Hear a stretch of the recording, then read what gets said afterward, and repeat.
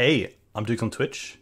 If you want to support the channel and greensunzenith.com, you can find my Patreon, merch store, and singles store where you can buy singles through TCG Player or Card Hoarder in the video description. If you want to get in contact, you can also find all that info in the description below for things like donation deck lists or just wanting to reach out. Alright, let's get right into it. Hey team, welcome back to Dukes on Twitch. Back today with Maverick. Haven't played Maverick in a while, and this list is similar to Naya Depths, where it's predominantly a green-white deck with a red splash in the board for some heavy hitters in Blast Effects and Meltdown. Hey JR, welcome. I have been having issues with my internet recently, so hopefully there's no cutoffs tonight and the quality of the stream is okay. But this list is pretty normal in terms of how I would say Mav is progressing currently. Cut down on the Knights to 2, 3 main deck Endurance. This version is playing a Stoneforge Mystic package, which I really like in a green-white deck, with Mother of Runes as well to protect Stoneforge. So I am running the Caldra, which is probably a talking point. I'm not running Questing Beast in this version and having Caldra as my Questing Beast effect. I really like how the combo of Mum and Stoneforge with Caldra can just win games and really put your opponent on a pretty early clock.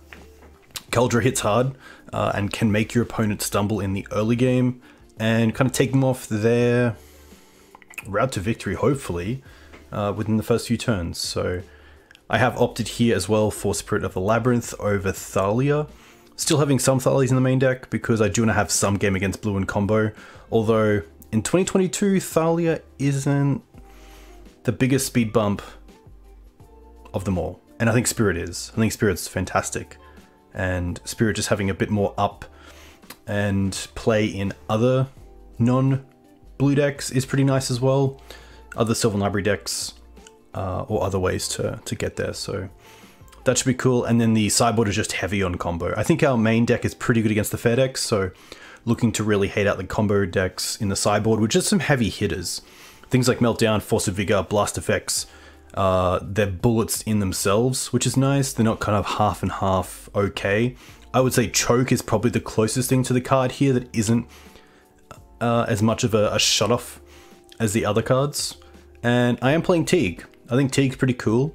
Teeg on 4 against, or Teeg against these red prison decks is okay. I think we have a lot of ways to deal with the early creatures. So to keep things like Planeswalkers or Fiery Confluence off the board is pretty nice. So we'll see how that goes. Hey Arlo, a big congrats on winning the Naya Depths. Winning the challenge with Naya Depths, that's very cool to see. I did play it last night, which is cool, up on my YouTube, which went on, I believe, a few hours ago, which is cool.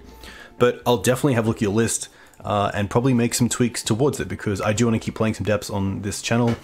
It's a pretty awesome deck and I think in a much better position than Maverick is right now. But it's always nice to come back and check how Maverick is doing, so we'll go from there.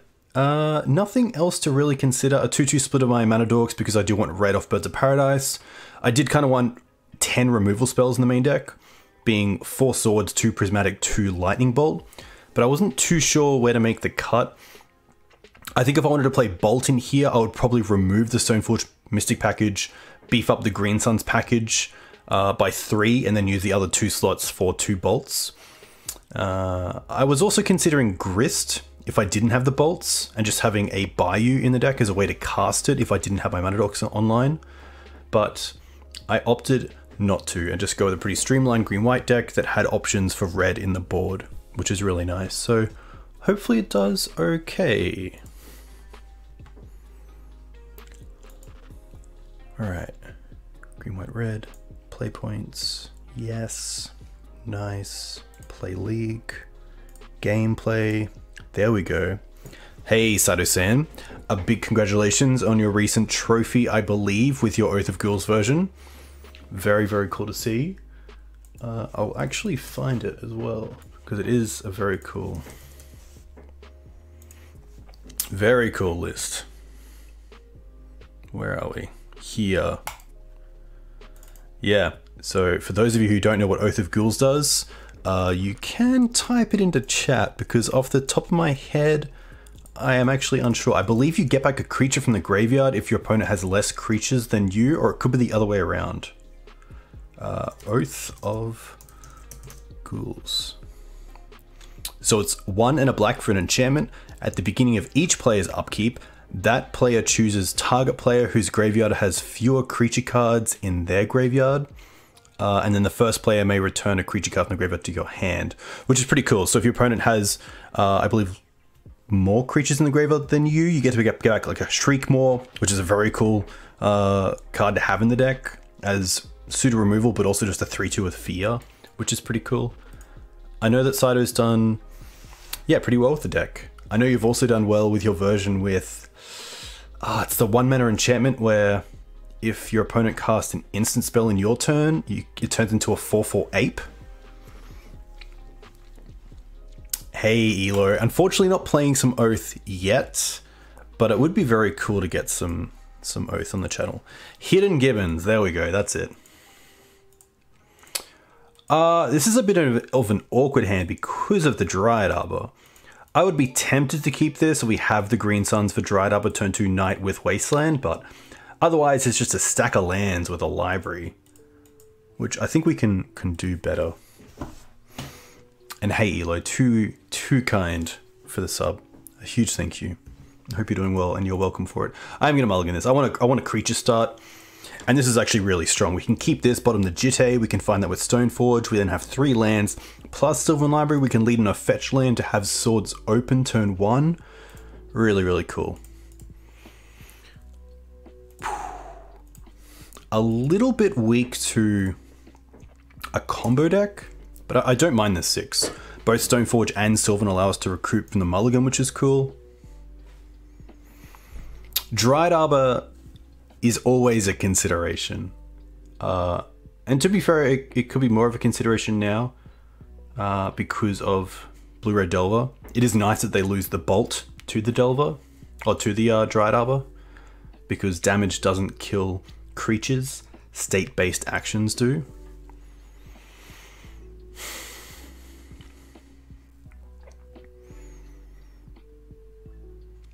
But yeah, Mav with this is pretty cool. I did just drop an article on my Patreon, which I'm never gonna have. I'm never gonna have paywall content. I will always, you know, have Patreon content out for a little while, and then, you know, a week or two later reveal it. But I have put out a list with with Wilson, which I really like, and I believe it's Green-White Maverick here. So this card here, Wilson Refined Grizzly, is a 2-mana 2/2 with a lot of text, and I think would do really well in a deck where you can actually build it up to kind of build your own questing beast. So hopefully have some content out with that later on. Flagstones. This makes me think we're just up against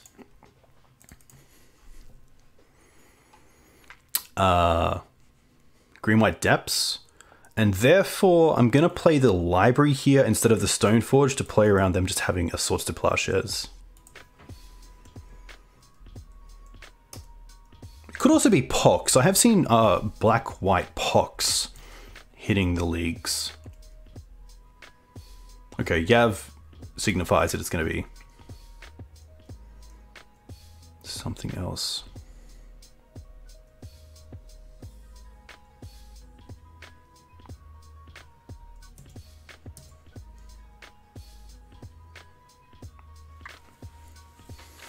Yeah, Captain, there's been a few new cards coming out, which is pretty cool.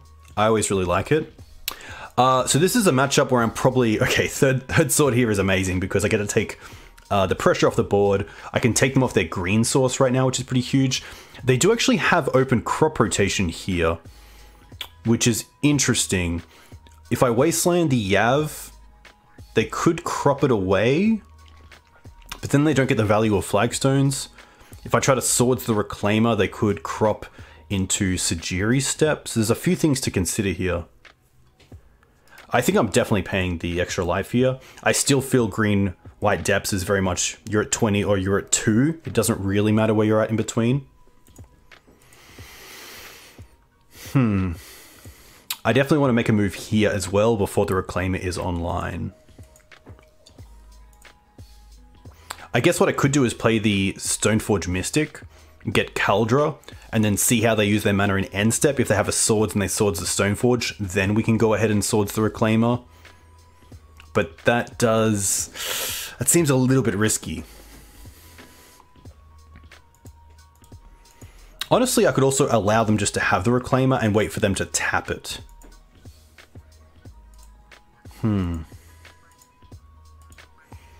I like playing... I actually don't mind Wasteland on Yav here. Wasteland on Yav first. And then if they crop, they most likely just crop away the Yav anyway.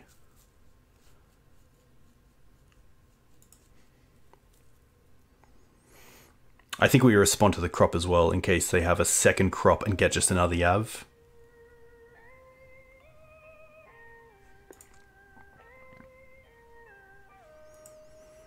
Yeah, I don't mind that.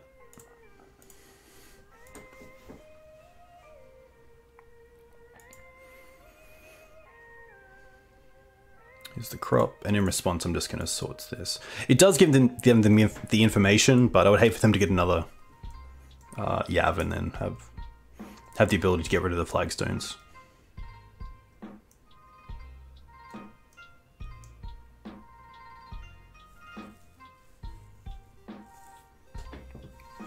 Hey Granham, a huge thank you for the raid. Hope you're doing well. What did you just play with? And how did you go?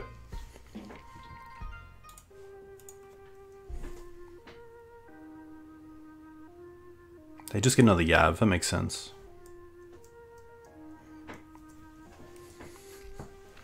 Yokelhop's Prison 412303. Nice. How do you've obviously played a bit with the deck, how do you find Yokelhops as a card so far? Library's pretty nice here because we get to destroy it with the Night of Autumn.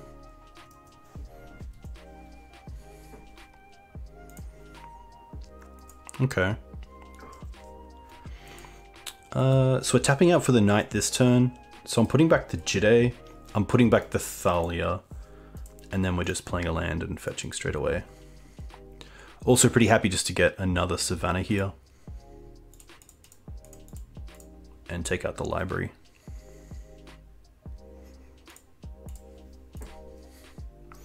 You prefer Dread Return as an auto win? Yokelhops is usually an auto win if you have a Resolve Chandra. Nice. Yeah, I feel like either of the Chandras would be really nice. Or even a Khan to some extent. And just start getting there with like Liquid Metal. Or maybe even... maybe Khan's a little bit harder. Doesn't really give you the win you really, really want.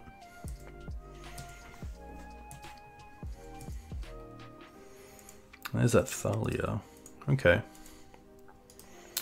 We can go to 6. We can go to 6. I'm happy to play the Wasteland for turn just to hold that up. Play the Mum.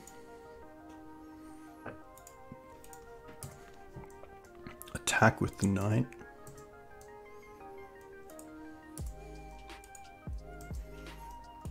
Two for 5. I mean, we're pretty close to casting the Kaldra as well, so...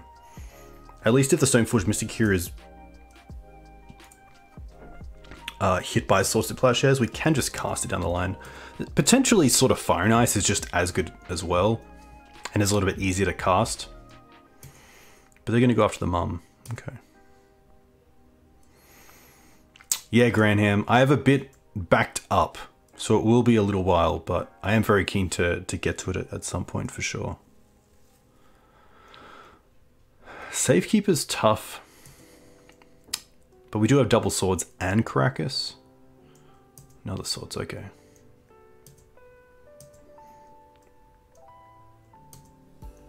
They also get a free activation of the Safekeeper off the flagstones. I do like the other Mum.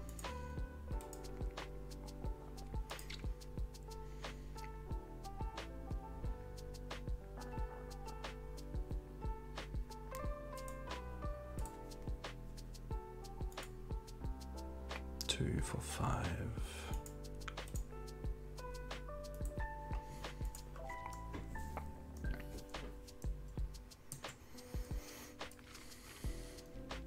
I'm not going to attack because I kind of don't want them to attack either. The question is, do I want to use the prismatic ending? I kind of want to keep the ending for something like another Sylvan Library from them, but I could potentially use the ending here to at least make them use the flagstones. I think I'll hold off. I have 2 mana here, so I do have 2 swords up.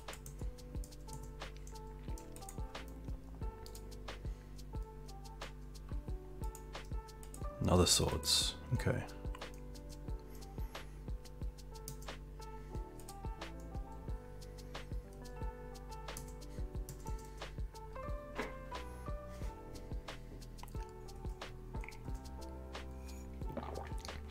They have 1 card left.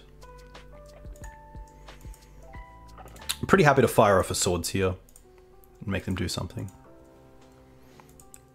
Just a good use of my mana as well. I will have to deal with the Safekeeper at some point, so.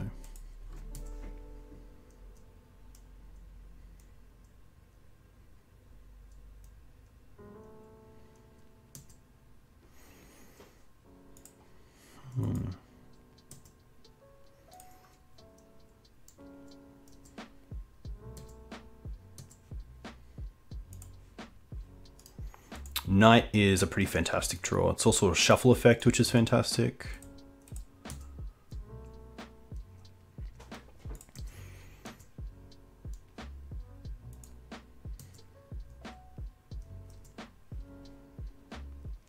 They have 1 card left, so they can't actually combo this turn, so I'm going to take off the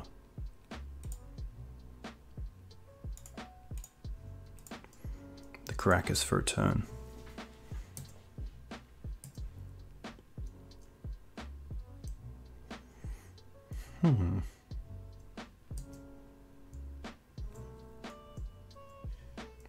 They get Dryad Arbor.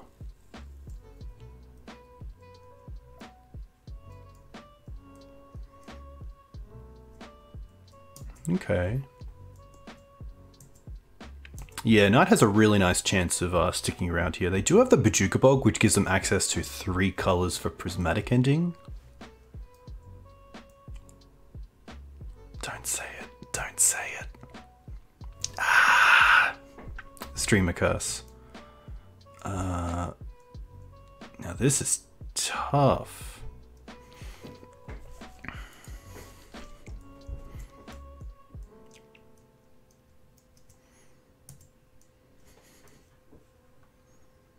They will attack with both. 1, 2, 3, 4, 5.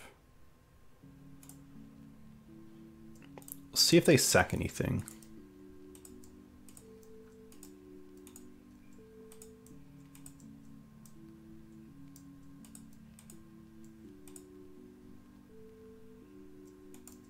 Sure.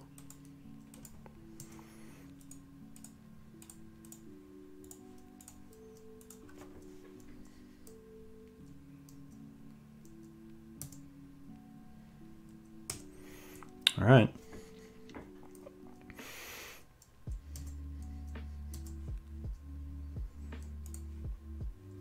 How low will they go?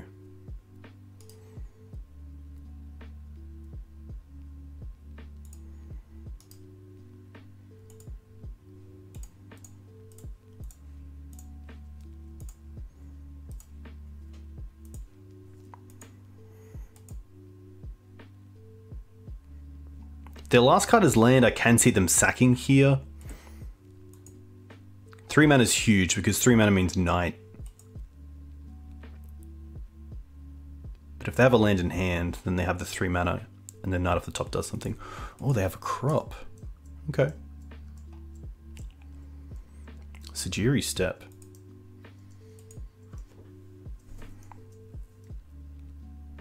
Okay. At least they're using it here instead of in attacks.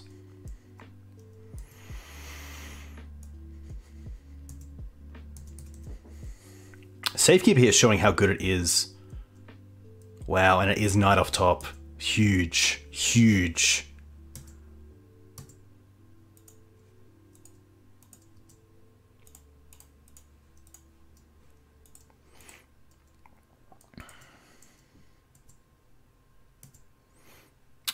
Thalia is actually huge as well because it turns off crop a little bit. Hey, Jerry, too kind. Good to see you.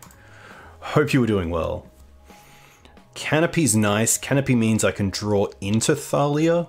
So put on top, put on top.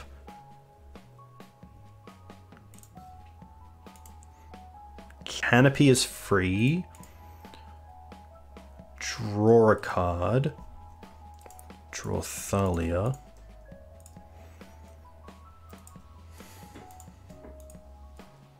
Pass back. I kind of get a free attack with Ranger, but I'm okay, I think, here, just letting this slide. Wow, Wasteland is huge. Wasteland taking out the Caracas means I can't just block with Thalia, then return.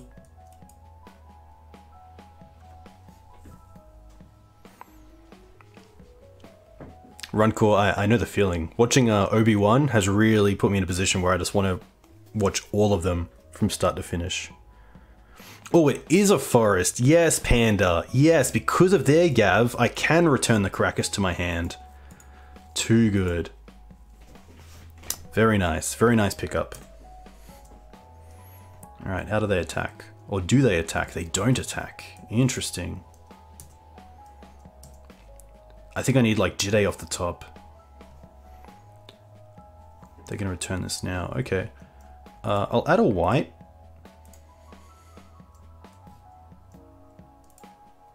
Return it to my hand.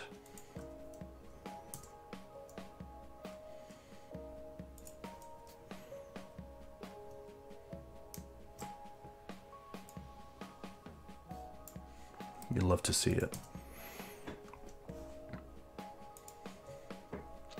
Ooh, endurance is huge as well.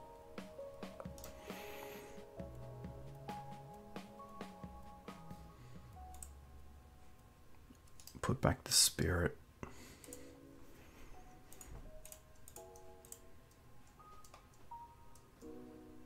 I'm just going to use my mana now as well. Which does give them back the Swords to Plowshares, but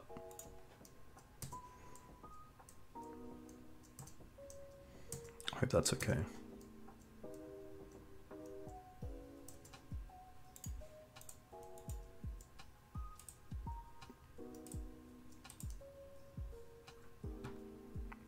Minsc and Bill would be really nice to have in MTGO. Sadly, it is not going to be loaded onto MTGO, which is really sad.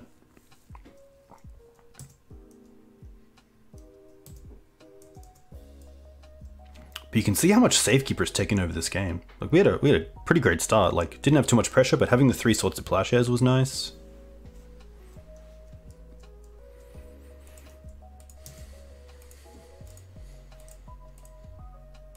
Maddening Hex does see play in Australian Highlander, which is nice.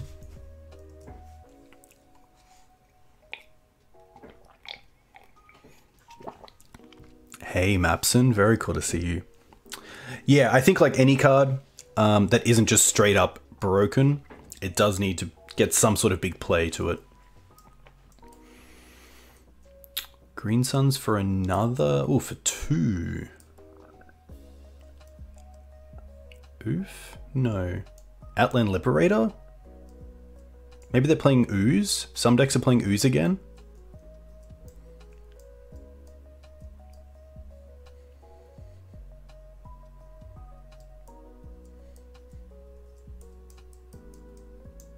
Reclaimer.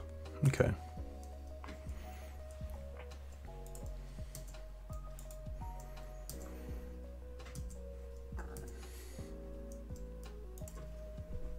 Ooh, sword. A little bit useless with the Safekeeper in play and the flagstones, but potentially good enough for me to keep. Put on top. I also want the land drop. 2, 3, 4, 5, 6. Yeah, and you can also see here where sort of Fire Knights would have been so much better than the Caldra.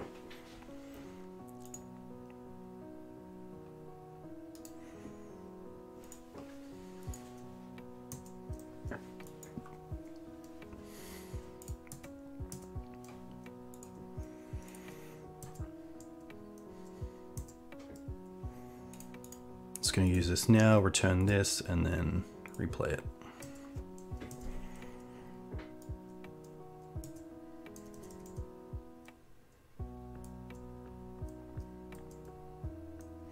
Luckily, the Thalia and Scrib Ranger are doing a lot here, and the Endurance to some extent, by not giving my opponent an out through just protection of once. How much for a donation deck? Mapson, if it's from you, there's no charge. There's no charge.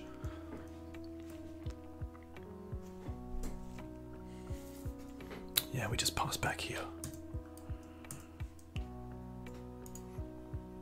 Oh, mum.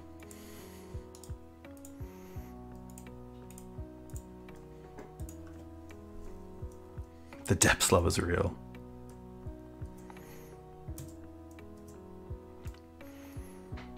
I also have to watch my clock as well. So if I lose game 1, then I really have to grind my way through these next few games.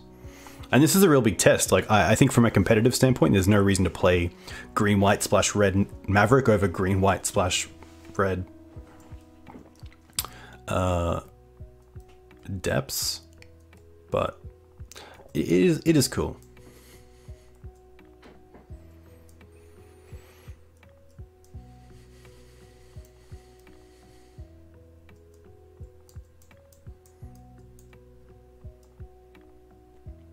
But yeah, Mapson, if you message me on Twitter, hell yeah. Ooh, copy Caracas here. Copy Caracas, return the Thalia.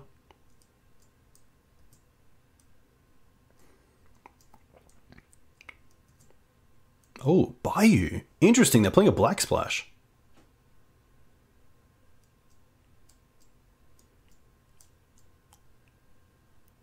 Oh, they also have Safekeeper. So Caracas doesn't do a whole lot, and then they can give Pro. Ah, I didn't think of this, of course. Of course.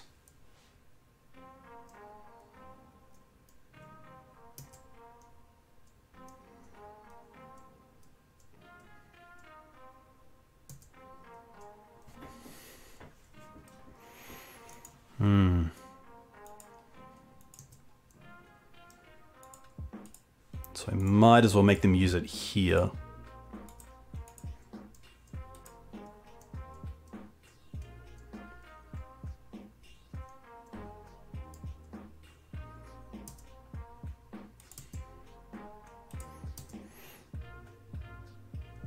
Yeah, now they just get stage. Tough.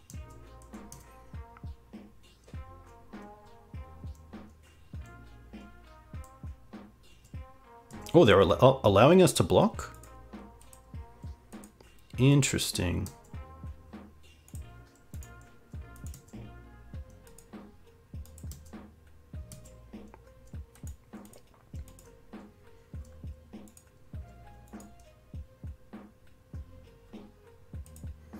They should have 2 steps, unless they're playing a version with 1 step.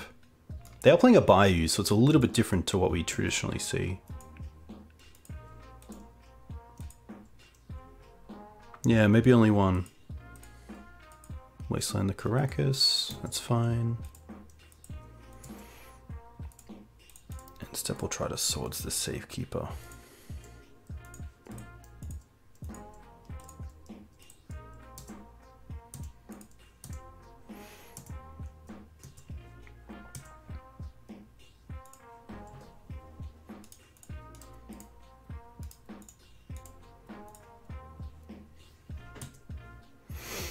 Now it's tough because like Wasteland here puts them on just reclaim a sack and get a second land. If we Wasteland upkeep, that a sack and get protection, so tough. I think a lot of it came back to my incorrect decision as well to get Caldra, where I should have got Sword. Okay, this matchup is not too hard to sideboard for. It's just going to be the Blast Zone, which is a nice way to get rid of Safekeeper, and 2 Force of Vigors, mainly for Sylvan Library, and mainly just because I don't think Thalia is that great, and I don't think Spirit is that great either. Everything else kind of has its place. Yeah. I think overall the main deck has a lot of answers to both creatures and lands, which is nice. The one thing I don't want to see from them is like a Mox start with a library and us not have an answer. That's where Force of Vigor come in handy. GWR is also kind of nice because it allows us to get above 22 if needed. It can take care of a Reclaimer, especially if we have outs to them not being bigger than a 1/2 with things like Endurance. GWR also just pretty nice against the Safekeeper again. Just makes our creatures a bit more of a threat as well, which is kind of cool. Also, GWR gives you some outs to Knight, where you can like neg it to give it neg 2, and then endurance them. So then it's just going to die to state-based actions, which is cool. Hey, I play bad decks. A huge fan of you. I know you play a lot of different decks on MTGO, if you are the same person, so very cool to see. But yeah, Safekeeper, that was MVP. Hey, Star Fox. Yeah, really cool to see some of the Perth guys, especially Luke. Yeah, hopefully see you at the next one. That'd be really cool. Yeah, second step is really strong. I wouldn't. I don't think I'd. Oh, maybe in a black version where you're playing Hand Disruption, but otherwise I really like the 2-step versions.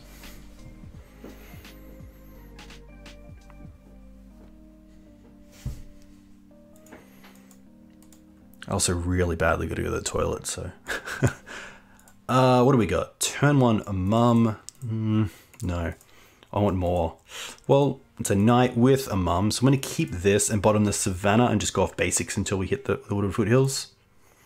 That seems pretty good. They kept us 7. We have Mum pass.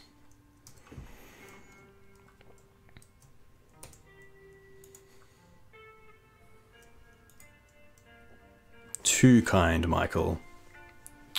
Oh, okay. What are we going to see here? Paducah Bog. Green Suns for 1. Okay.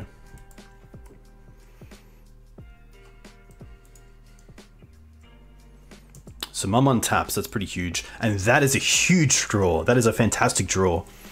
I'm going to hold up the Foothills here, I think, instead of playing the Forest.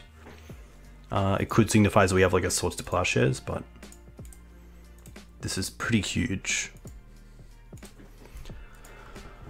Just nice to be able to untap and have a turn 2 play, because if that was a land, it wouldn't be that great.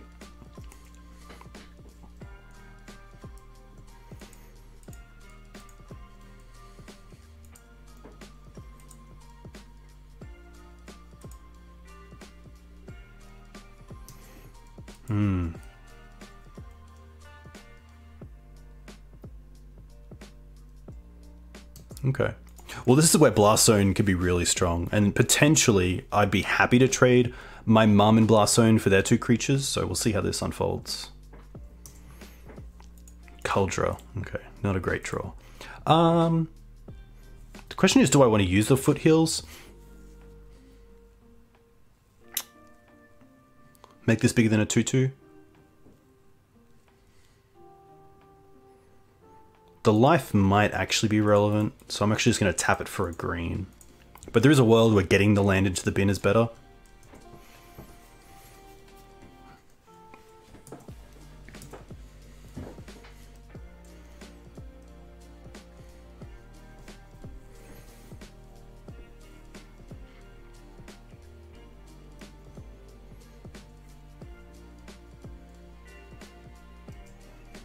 Seiju. Okay. Oof. Drew it. I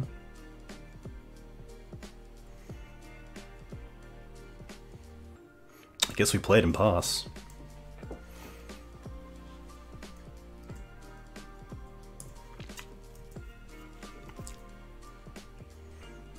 I don't think there's a world where I don't play it. I kind of like having hard cast Force of Vigor here.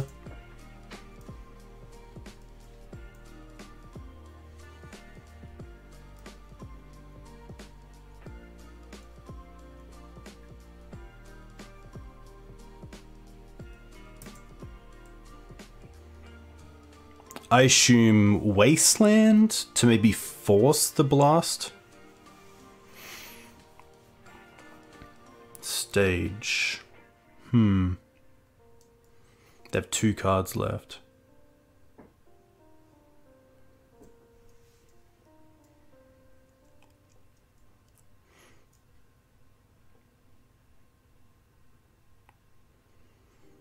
Is it greedy for another turn?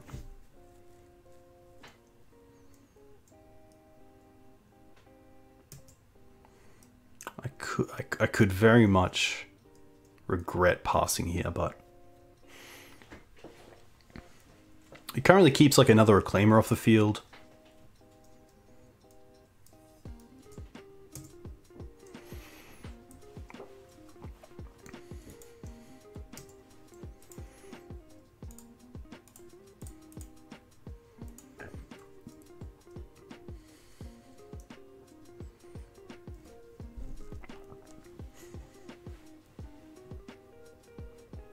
Opponent thinking.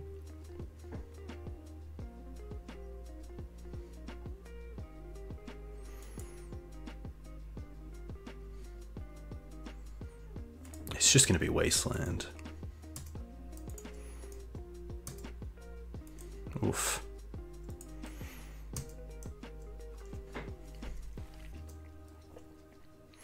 Two. Oh, I did have Cauldron mana there, but I do need the Knight.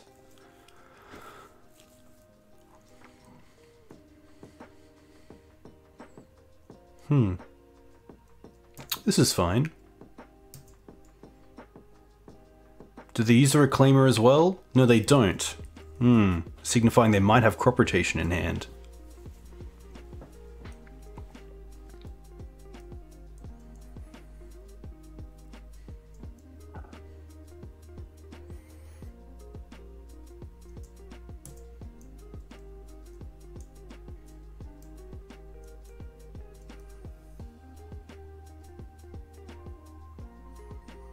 So kind of weird standoff. I think I want to go towards Dryad Arbor and then untap and then get Cradle and then Cauldron.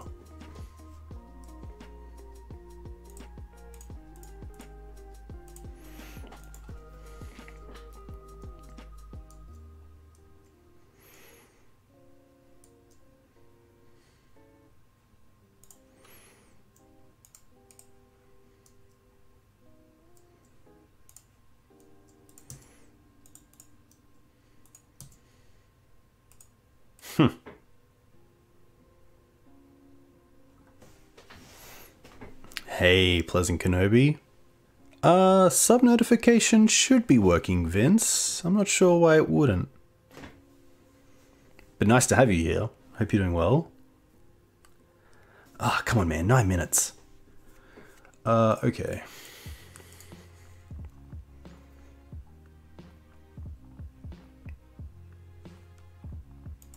A huge thank you.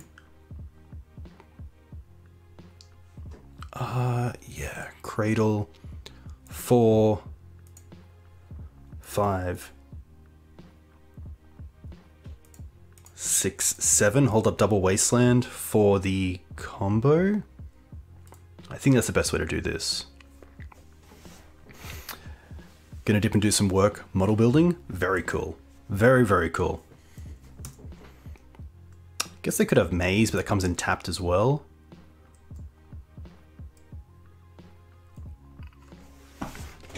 Thank you very much, Vince. I hope you're doing well. Hope the family's well.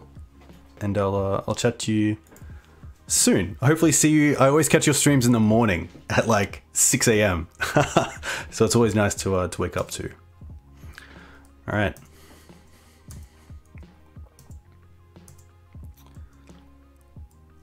I feel okay about this position.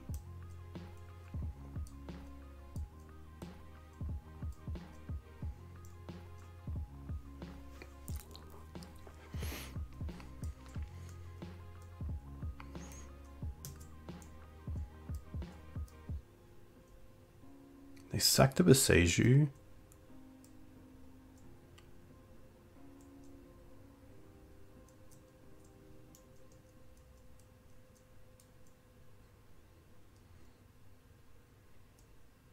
I mean, there's a world where Kaldra on Knight next turn is just lethal if we wasteland ourselves a little bit. Which means they have to keep up Bajuka Bog, so I don't think that's actually the right call. I think it's right just to keep the Kaldra how it is.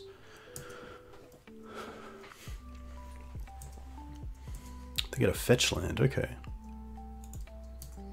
Now they fetch.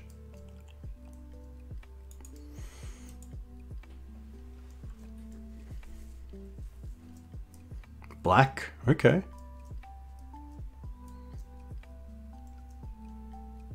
I wonder if they run Plague Engineer. They do, okay. Let's try to give Pro White to the Germ, which just stops like a prismatic ending for a turn.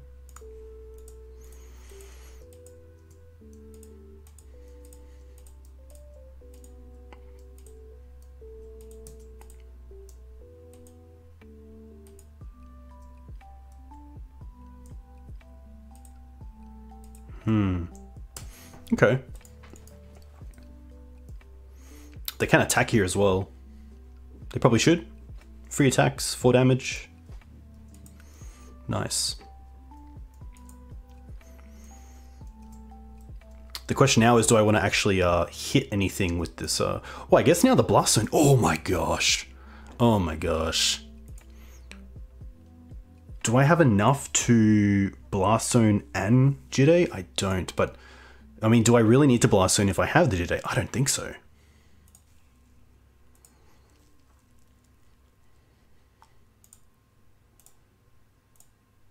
In that case, I'll hold up.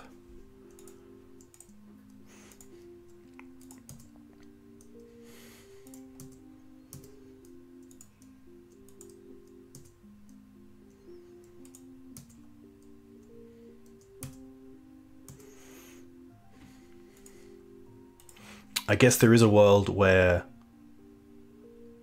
Blast Zone is just a clean answer to Safekeeper, and Jide, of course, takes a while. But I will actually Jide here as well. I think that's just actually correct, just to take, like, Stone Rain them twice. Time's definitely getting to me as well, so I have to think about that. Oh, they let it go! Wow! I did not expect that.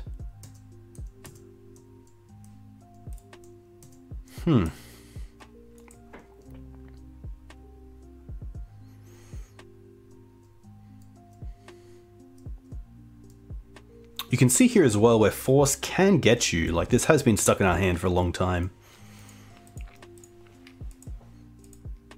Looks like they're going to play a Knight. Okay.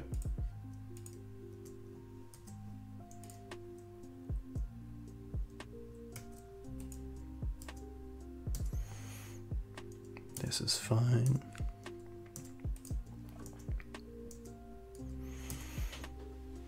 Banger.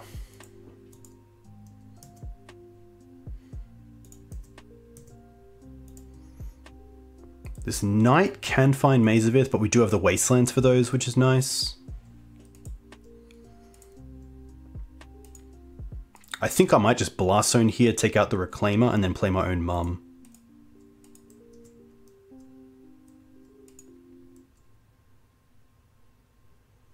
Crop. Okay. Most likely for Maze?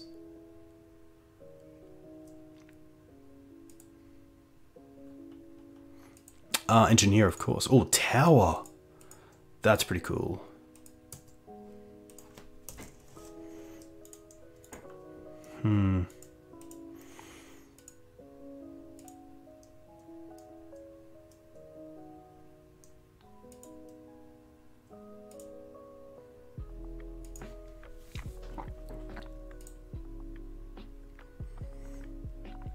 I think I'll use the zone now, though.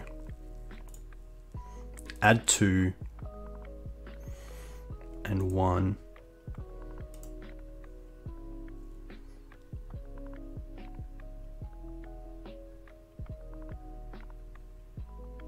Unless, yeah, I think I do need to. I think I might...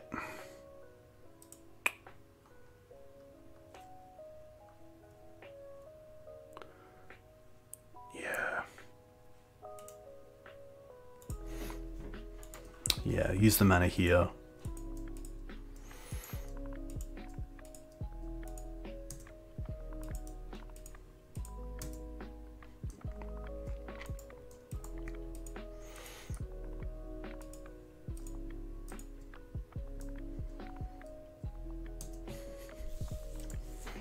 The question here is do I want to wasteland while they're tapped out? It does also grow the Knight, which is a pretty big issue, and I can't kill the Plague Engineer currently. I could if I attack with the Dryad Arbor, but surely they find a wasteland to get rid of the Dryad Arbor.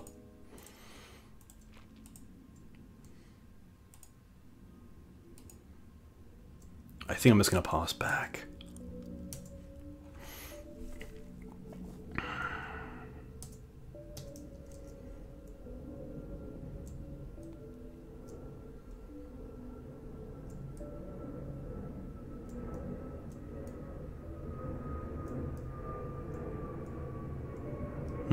Most likely Knight of Autumn.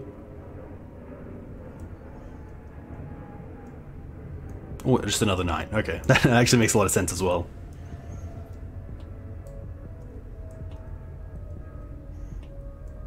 Oh, wow.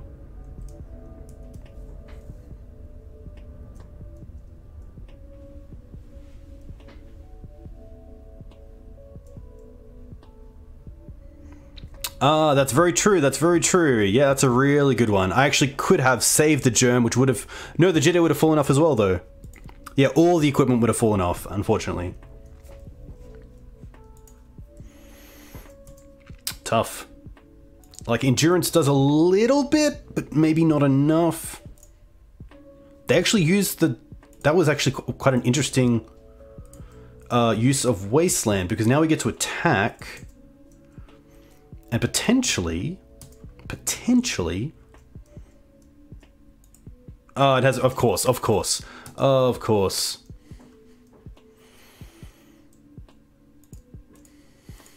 Well, I get to kill one Knight, but then they have lethal on the swing back pretty much. Yeah, because I get to go like... Neg this. And then like cast this, evoke this. I guess they do lose the power of the other Knight, but...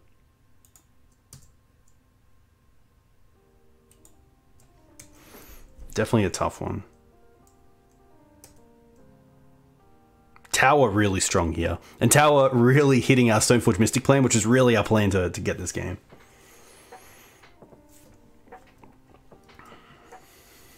Okay, okay.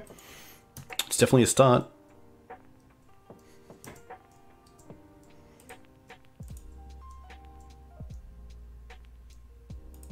Agent.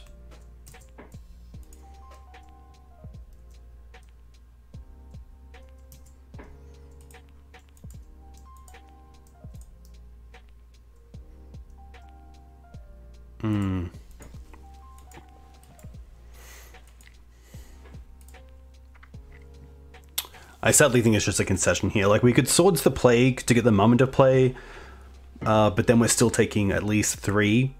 We could Swords the Knight to stop them from being able to actually do stuff with their lands, but then they still have the Plague and the Mums offline. The Op Agent turns off a lot of our cards as well, so I think that's just going to be a GG, unfortunately. I'm going to go to the bathroom real quick. I'll be back in a second.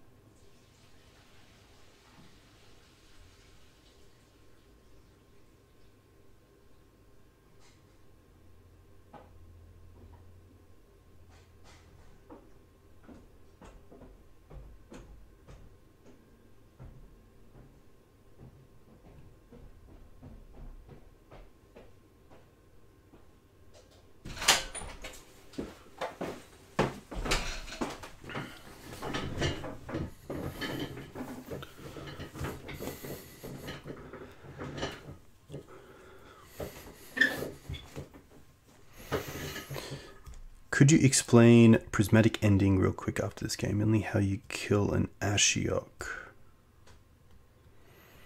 It's tap for forest plains and any other color to kill it, so I'd like to need to tap for 3 mana.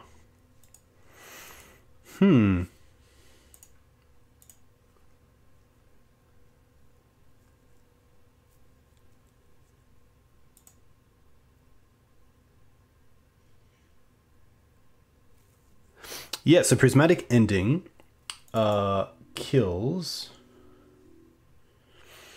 through the colors that you put into it. So, or the colors you put into it or less. So if you want to kill a 1 CMC threat, you can use any colored mana to kill it. If you want to hit a chalice, you have to put in 2 colors to get around chalice for 1. But because it's any color or less, then it will still hit the chalice. So if you want to hit a 3-drop, you have to have access to 3 different colors. So if you're in Naya colors, it helps because you have access to red, so green, white, red. But if you have Thespian Stage, you can obviously try to copy an opponent's land that produces a color that yours don't, like blue or black, and then use the 3rd color that way. But yeah, it's a definitely an interesting card, and it's a little bit... Yeah, a little bit confusing with Chalice as well. Just like most cards are, like even Green Sun sometimes gets me. When they Chalice for 1, I'm like, well, I can still Green Suns for 1. I just can't Green Suns for 0 because that gets counted.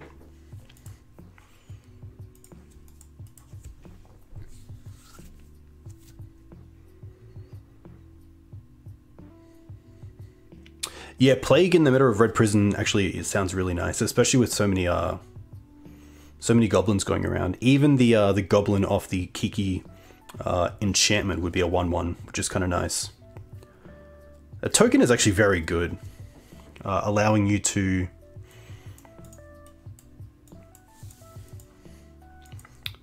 get a token just off it attacking, not dealing damage. I'm going to keep this. I think it's a pretty fair hand, but it has removal, it has acceleration, it has some nice card advantage with Ramanap here, so that's pretty cool. Ooh. Okay.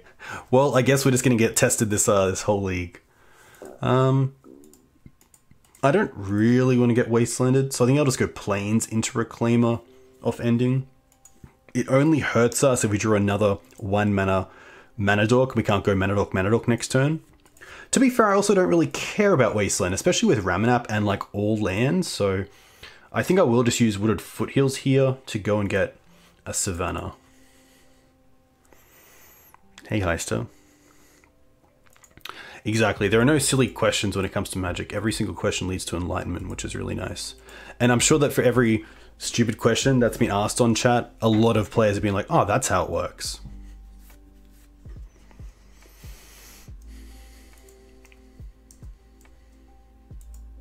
Caldra. Okay. It will be Noble into...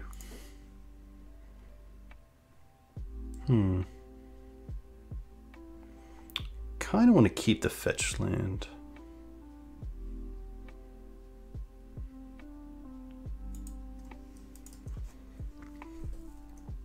We should probably... To be fair, with this sort of hand, we can cast the Caldra down the line, but would be interesting. I keep seeing MTG in trending on Twitter, and it turns out to be that Marjorie Green chick who's in Parliament, I believe, in the US. And it always seems like a bit of an interesting character. She's got some wild thoughts.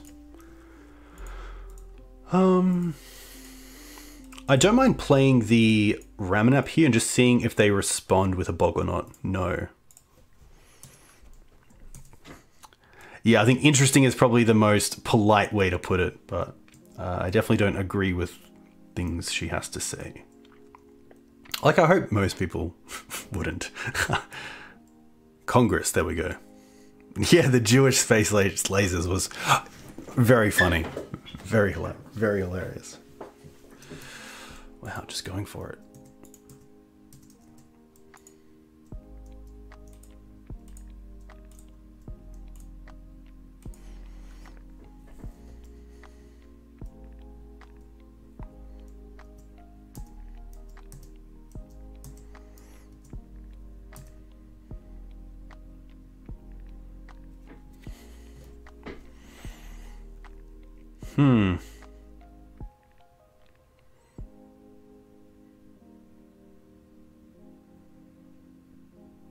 So we could attack with the Jide to take his upper life and get an extra turn, but that's not great. We have a pretty high chance of drawing something, but we can't draw Karakas or Wasteland off the canopy, which is tough. Because we have already played a land for turn. What's the play? What's the play?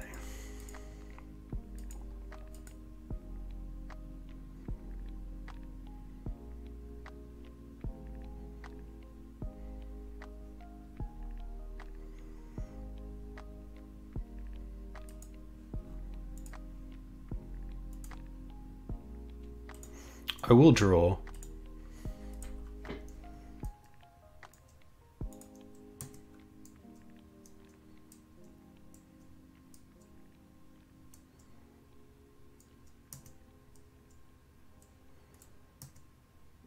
I'm gonna hold up endurance.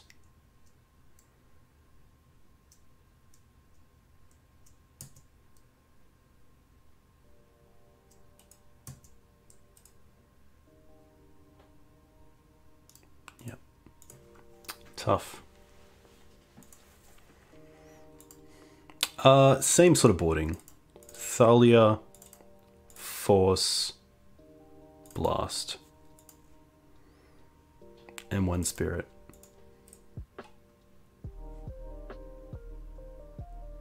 I don't think Meltdown is worth it.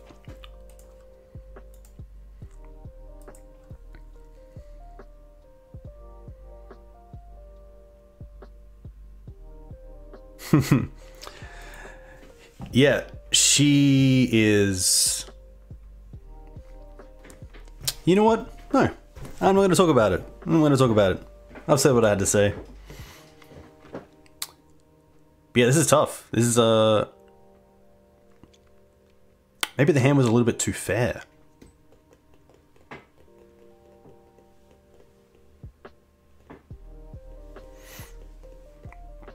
Yeah, it's fair. Drawing a card does give away information.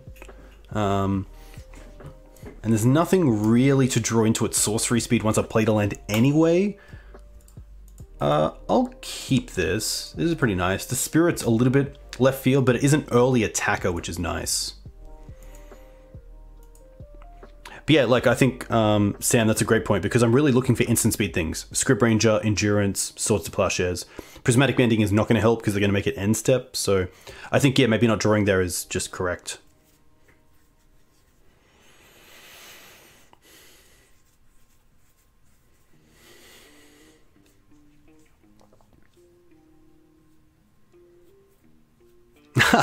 Too kind, Mapson. Too kind. But that's cool. That's really annoying that before, I think it was Panda saying that they saw ads for the channel even though they are a sub, which is pretty BS, let's be honest. Mox, okay. Pitch Depths. Green Suns. Windswept. Fetch. Plains. Cool.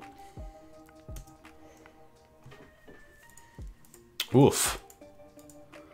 Wow. I actually don't mind.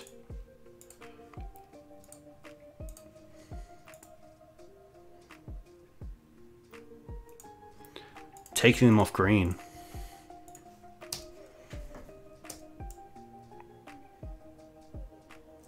Oof. Nice.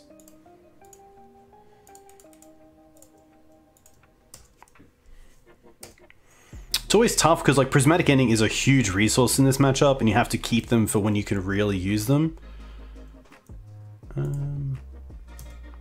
Spirit and Sword coming up here, but I think just having the extra attacker as well is really, or the extra damage of the sword is good enough to play it here.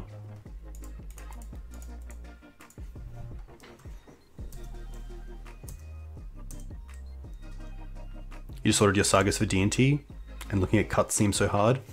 Yeah, it can be pretty tough, especially in D&T where it's a pretty strict 80 now, I guess not 60, but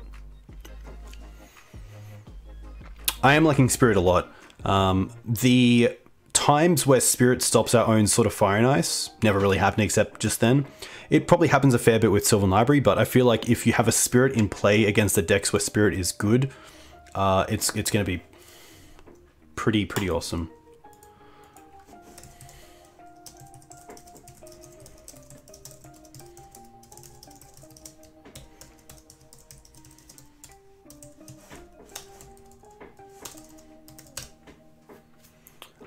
Now this is an interesting one. It's a 1-lander, but we have some mana acceleration, which is nice.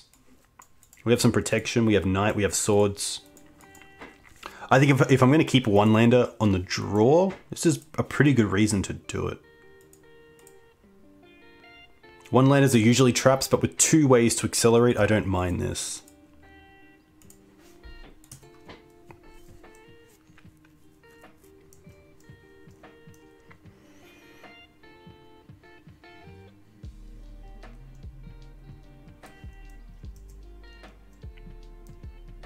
Okay.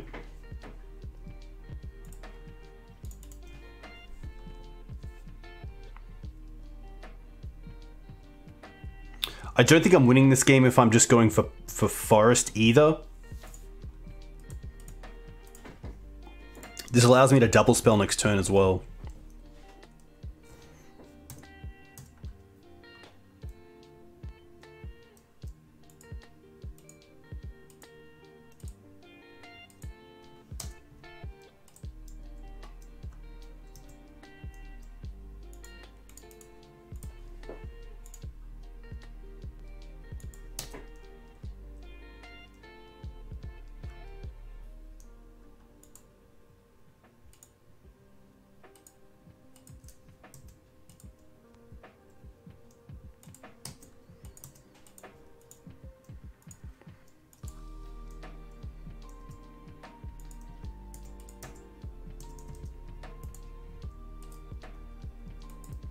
But I mean, you live by the sword, you die by the sword.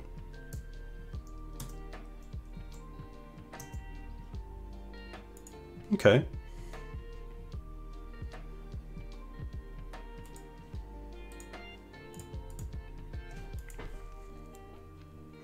Any consideration for Thrun?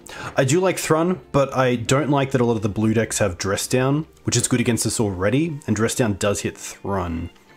So I think for those sort of matchups, I do like things like a Paradox Zone or a Planeswalker is pretty cool.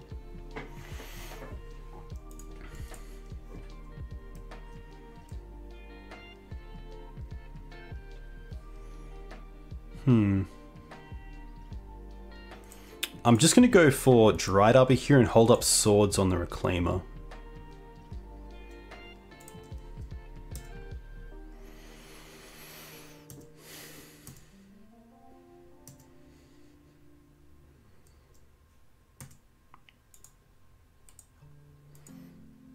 I also want to respond. I probably should have responded to the actual sack. So if they do have crop rotation to save this, they have to get rid of the stage and not just the Savannah. So hopefully it doesn't come back to bite me. Okay.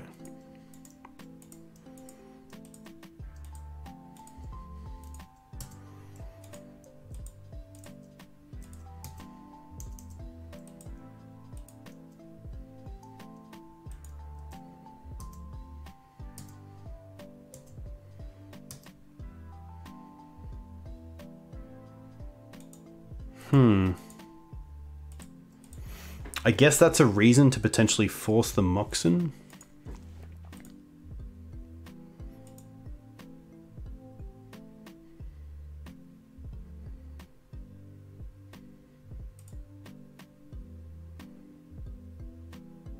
A little bit awkward here.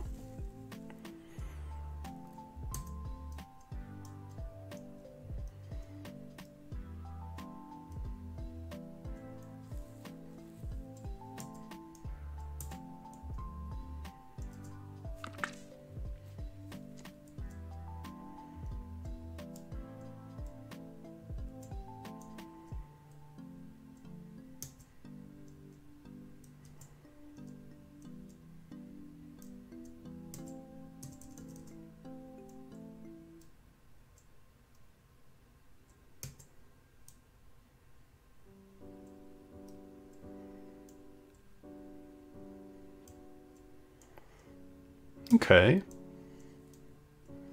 Ah, they have a step there. Nice. Tough.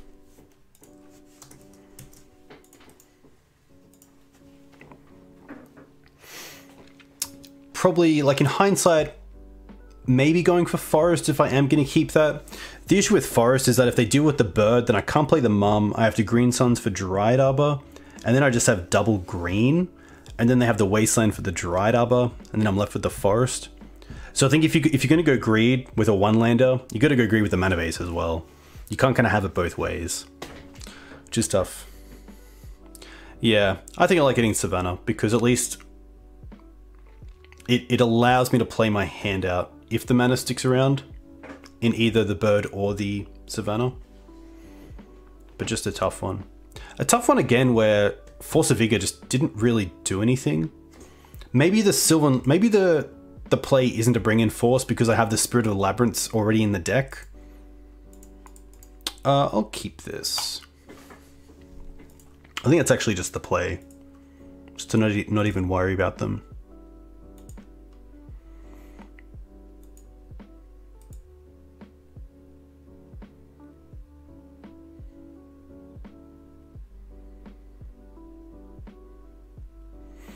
Ah, nice way for them. Yeah, that's a really good point. Yeah.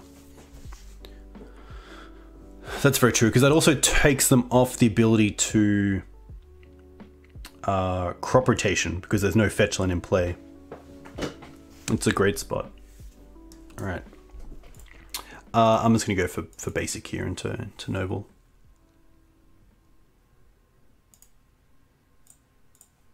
Opponent did go to 5, so I'm going to assume Reanimator.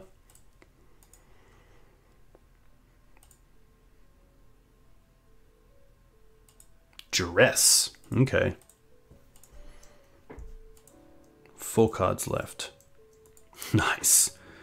We're just going to hold that up with the plat... yeah, it's kind of weird now if I have the Stoneforge Mystic and I don't play it, but...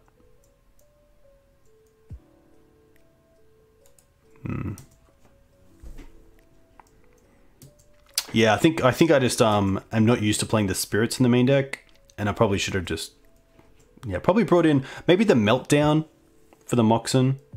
I think that's better than Thalia. Saga. Okay. Map. Ah, okay. Maybe this is like mono black depths. Either way, I don't mind getting this endurance into play. What have I got? Forest. Yeah, the whole league is against depths, which is pretty funny. Maybe this will be the turning point.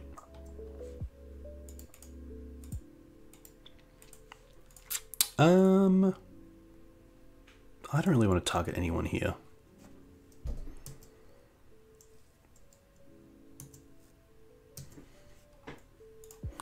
Double Wasteland's pretty cool.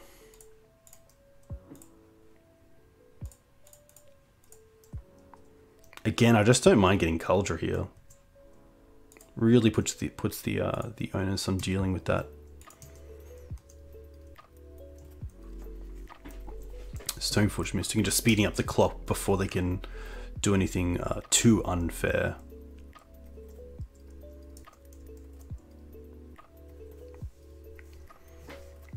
Kaldra's tough as well. Like, I really like Kaldra in this deck because we have 4 mums, we have the Mystics to find it, we have ways to cast it a little bit quicker than things like Death and Taxes because of Cradle and Mana Dorks.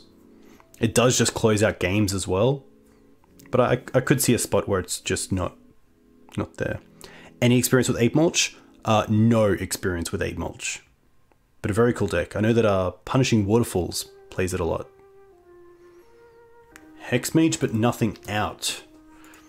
That's an interesting one. I think because of that, I'm happy just to play the Wasteland.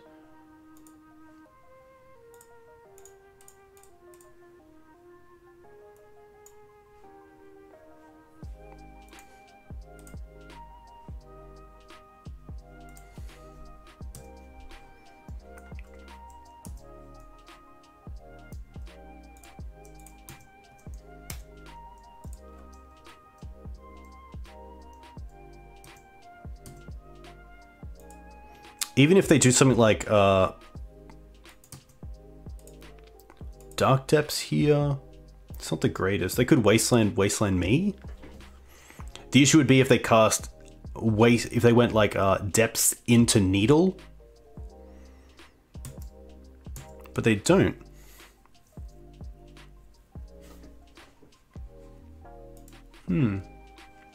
Hey Harry and Liliana. Lilia?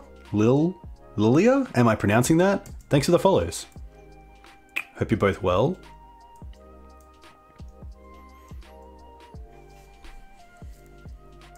Hey Nate, thanks for the follow. Hope you're well. Let me know if you guys play Magic. Oh, Legacy, I should say.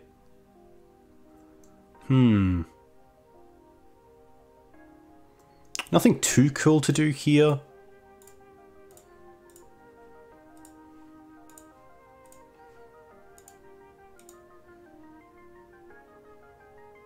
To be fair, I don't even need to use the Prismatic Ending. I could just attack, but I kind of want to attack with the Stoneforge as well, because that is lethal. Yeah. There's no point being like too cute here. I might as well just get rid of the Hex. They probably sack and make me use the Wasteland on the Dark Depths. They do have a black mana, so like Fatal Push would keep them alive for a turn. You play Modern? Nice, what do you play in Modern? Black Depths. We did see the Sagas, so I do like the Forces. I don't mind taking out the Spirits, potentially keeping the Thalias, especially if they have hand disruption.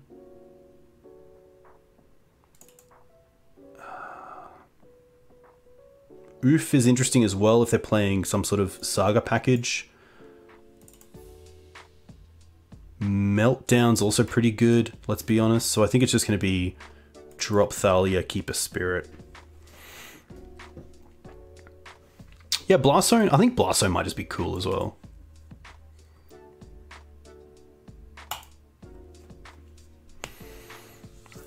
I'm not too sure. I know Tony's been playing the deck, so I won't look up my opponent's deck, but I know Tony's been having some pretty nice success with it. And I'll quickly find his list. Ritual, Duress, Thoughtseize, Voidwalker, Hexmage, Confidant? No, it doesn't. Yeah, in the sideboard you don't really have anything either. I wonder if they brought in the Helm combo. Probably the Chasm as well, which is pretty cool. What do we have? Okay, I don't mind this. This is our only white source in the Hierarch, but I think that's okay.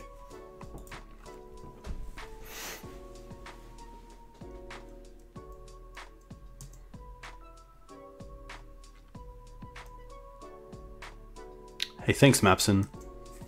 All the best. Many pats to your pup. Wasteland. All right. Ooh, that's a pretty nice pickup, especially if they play a Saga next turn. We can actually respond to the trigger of the Saga being allowed to tap for mana. Bang, and there it is. I'll hit these two. That's huge. Not too sure what one generic mana can do other than cast something like an Expedition map, but it's pretty nice that it actually came up.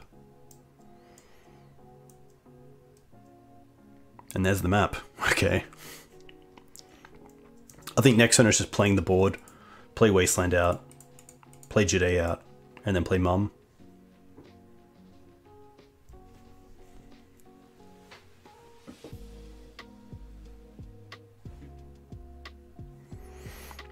Yeah, it definitely does come up a bit, which is nice. It's also not the easiest to bring up in paper Magic because it, like, not many people know that you can respond to the chapter ability, because the Saga comes in with a counter. You can't actually respond to the counter going on the Saga.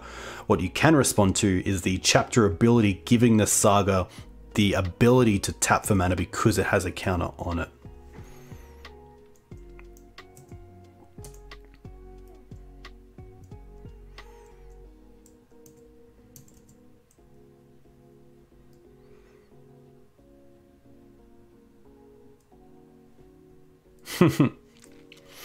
Yeah, some pretty interesting interactions with Saga. Savannah. I'll play a Wasteland here because I want to keep a Wasteland up. Could also play Savannah. Unfortunately, I can't hold up Swords and Wasteland this turn and attack with the Jide, but I think that's okay. I feel like the Jide itself is going to answer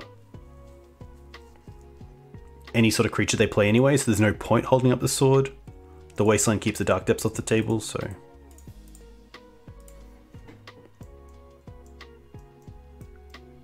Could potentially see like Sudden Edict from my opponent. It's a pretty great removal spell in black. And in that case, I just get rid of the mum and get the Jide counters.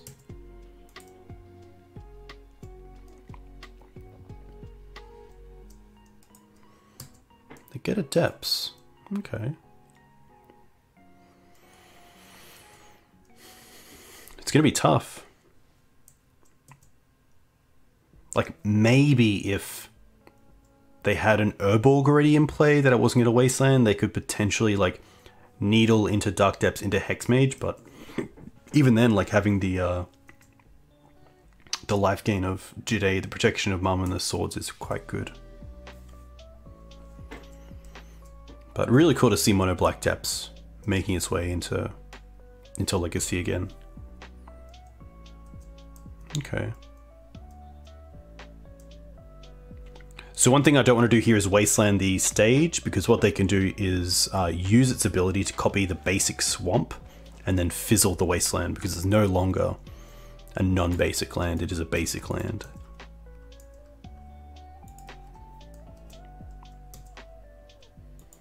Library's a pretty nice draw. I am just going to cast that right now.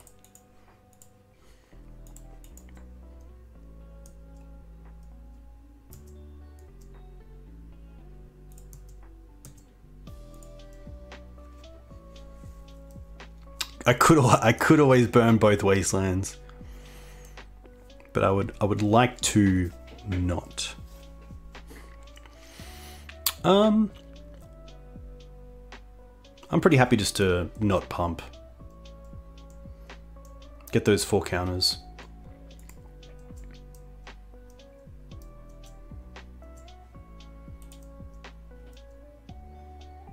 Wonder if they have like opposition agent potentially? Yeah. It's okay. You can also just have that.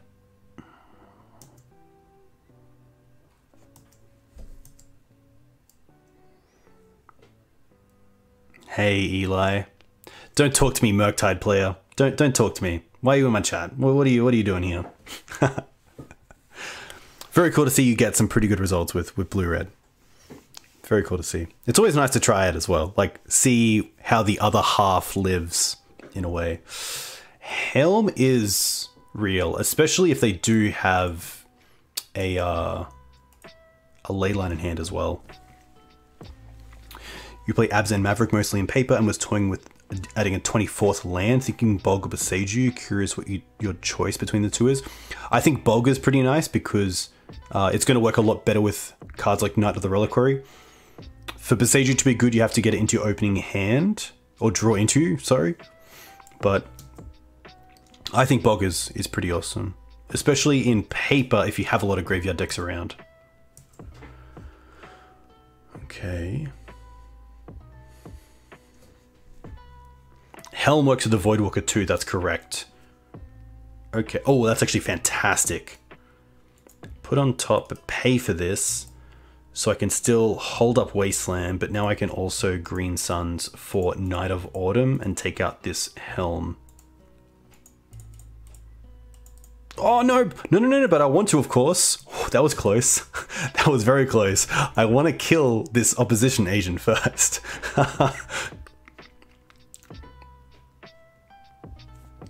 That was tough. I was looking at chat and then I was like, We got to do something here. That would have been a blowout.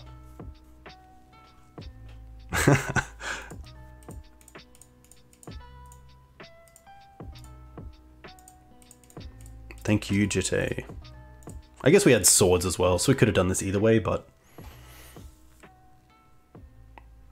Night of Autumn.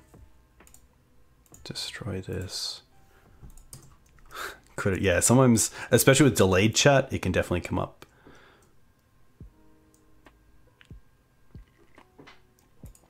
Luckily no Urborg in play either, because next turn if they play Dark Depths, they could use 2 mana to play Hex Mage, and then the 1 Wasteland wouldn't do enough. I guess we would have the Jide, so if they did something like try to stage first, we could then neg the Hex Mage, and then they would respond by targeting the same Dark Depths that they did with the stage, and then we could Wasteland it. I'm also going to keep those Jide counters around. I don't want to pump yet. I do want to be able to go above 20 life, just in case like something goes really wrong, and I also want to have 1 for something like a Duck Confidant.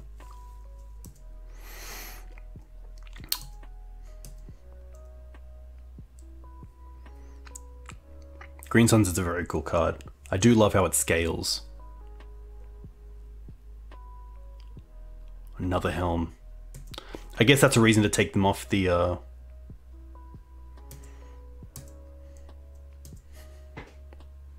extra land. We'll untap and see what we draw. Mum? Come on, Force of Vigor. If I need you one time. Put on top, put on top. We do get a shuffle effect. I will also take them off this mana. And just in case of Urborg, I will take them off this. I'll also use this time to equip here.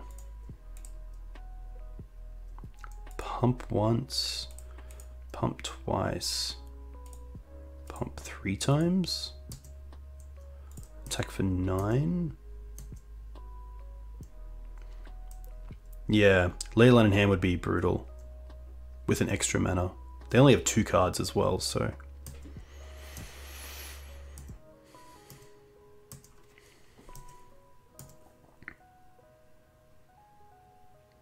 3 cards. It'd have to be like Ritual into... Ooh, this is still fine. I'm going to fetch in response so we can Swords in response. And then let it resolve.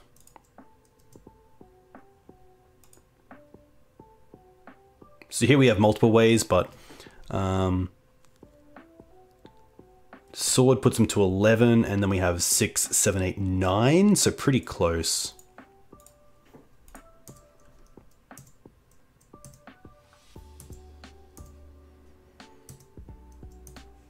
Another Sword is pretty fantastic. Green Suns as well. I don't believe we brought in Oof. Maybe we did. Well, we did bring in Oof. Okay, that's pretty nice. Put on top. We're at 15. I'll pay for this. 1. Or I'll attack first. 1, 2.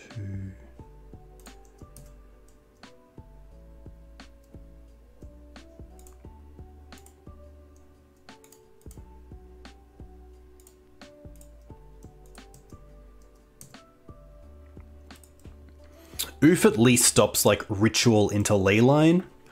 Ritual, I guess with 3 cards, it'd have to be land, Ritual, Leyline to have the mana as well for Helm, so that should do the trick. Yeah, sadly 1 short. I'll tap like this.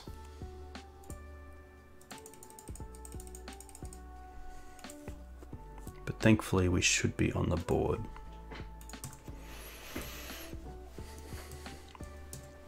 A pretty slow start from my opponent. I think that was the big issue. And then it was a bit of a blowout with the Force of Vigor on the Saga and the Needle.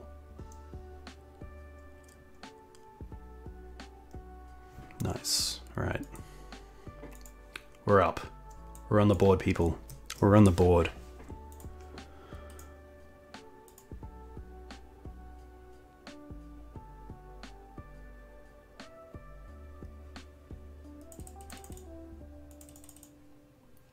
Nice. But 3 depths decks. Who'd have thought?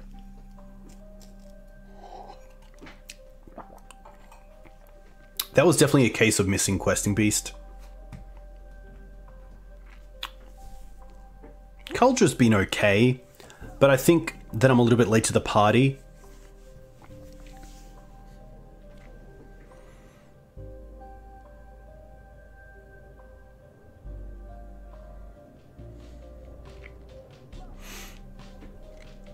Yeah, it's very true, Jerry. I guess it's always nice to make my opponent think about that counter and what it could be in a world where we can get rid of the oof. Or it kind of makes them get rid of the oof before they... Or get rid of the Jide in a way before they get rid of the oof if they have something in play that they want to keep, like a Dark Confidant or like a Hex Mage.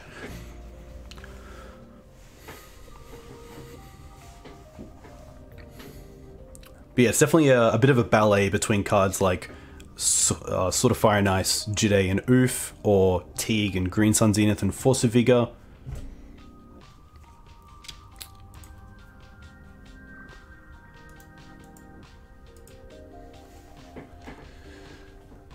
Yeah, Landon just doing Landon things with 18 trophies. Very cool to see. Up against Yutsan for round 4. What about Lion Sash? Lion Sash is pretty cool. I didn't really think of Lion Sash. This is an amazing hand. I actually love this hand. We have Acceleration, we have Interaction in Wasteland and Swords, we have Combo Hate and Spirit, and we have a really good fair plan with Zenith, so this is a...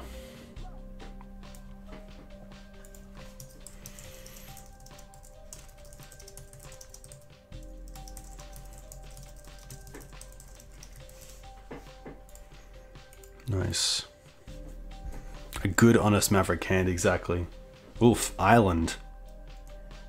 Oh, I don't like that. Oh my gosh.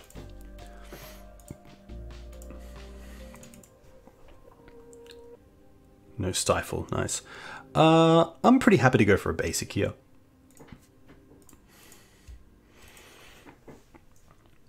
The only thing basic stops is like untap Wasteland and Swords in the same turn if they deal with the Noble Hierarch, but Island just gives me back to basics vibes. Basic Island, natural enemy Maverick.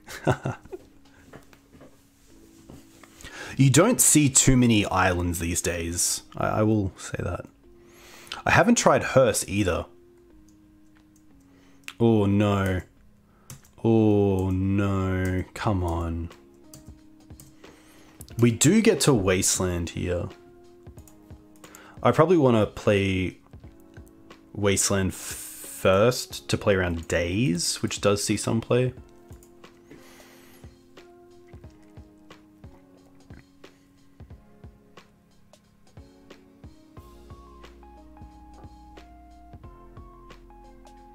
Intuition potentially. Impulse. Okay.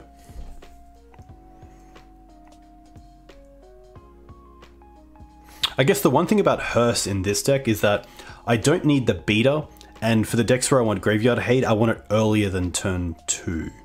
So I want things like Endurance, I want things like Surgical.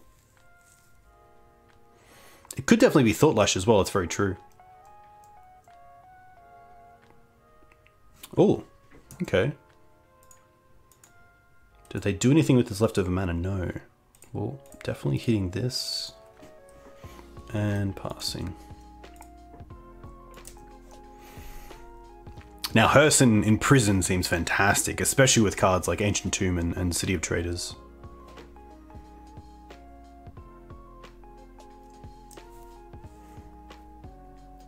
Otawara. Oh, and they play it. Oh no. That's a yikes. That's a yikes.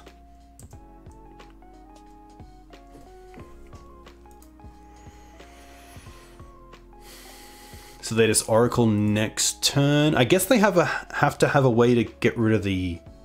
They have to have a force in hand, right? Because we can Swords the Oracle with the trigger in the stack and they still have 1 card left. We do have endurance as well, that's very true.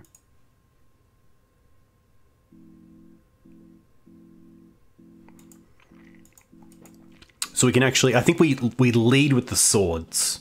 They untap, they draw a card, they have one card left in their deck. They play Oracle. Trigger in the stack, we swords, they force, we endurance them, we put the paradigm shift on top. Does that work? No, because isn't it 2? Let's... That's his Oracle. We're X of your devotion. Okay. Well, I'm definitely attacking. That's an easy one. Oh, the force. There we go. The force, Jerry. Nice. There we go.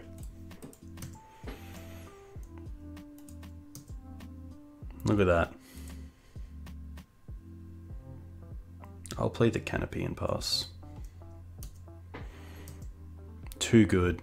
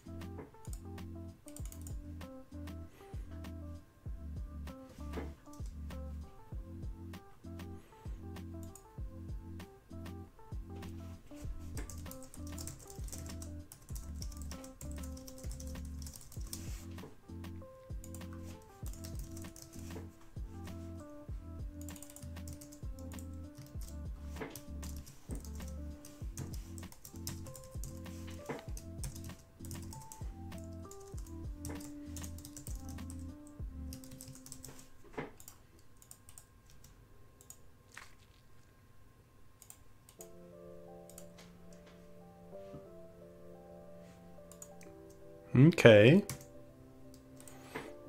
I wonder if they sack the pedal. That also helps us.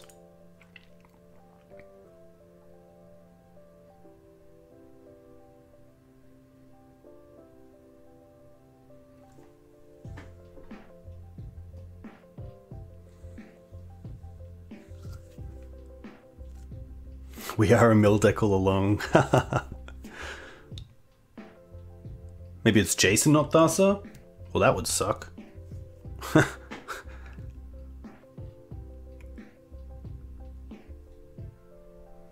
I think in that case, I'm happy to draw a card end step because I can still draw in their turn. And then try to draw into Wasteland to hit this Otawara.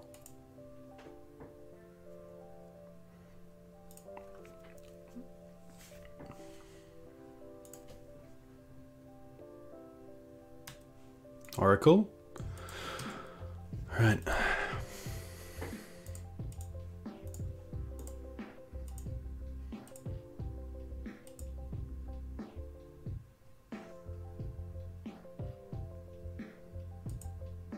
Misdirection. Okay.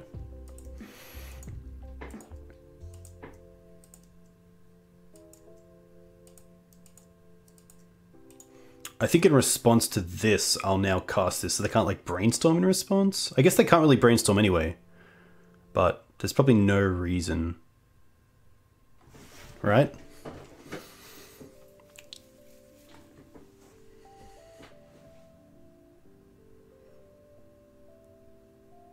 One, two, one.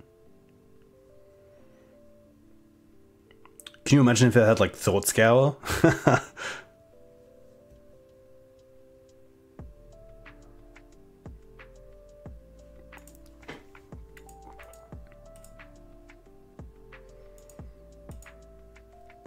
It could draw, but it doesn't do anything.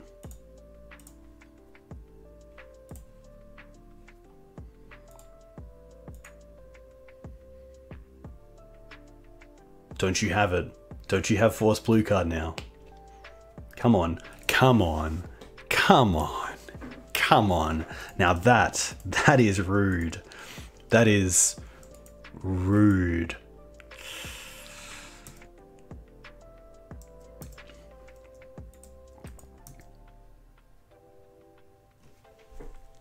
Tough, tough.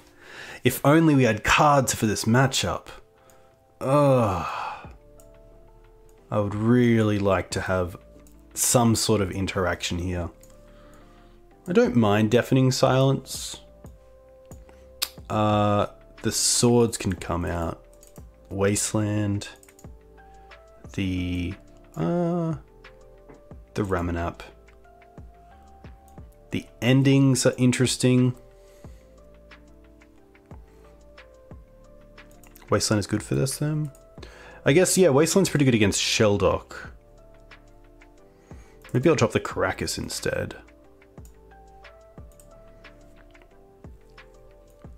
Teeg I don't mind is just for the Jace and the big. Yeah, that's the lapse. Memory lapse? Yeah, I think ending might just be the cut. Jude could be a cut as well. Thought Lash. I believe that's it. Yeah, that's it. Unfortunately, I don't think Force of Vigor is worth it because of Thought Lash usually just winning the game when it comes down. But I think we got a lot of interaction, which is nice. Oof's definitely interesting as well. Does turn off Lotus Petal, but that's about it. We have a lot of interaction, so I'm pretty happy just to see how this goes. And if there is a game 3, we can have a bit more of a discussion about it.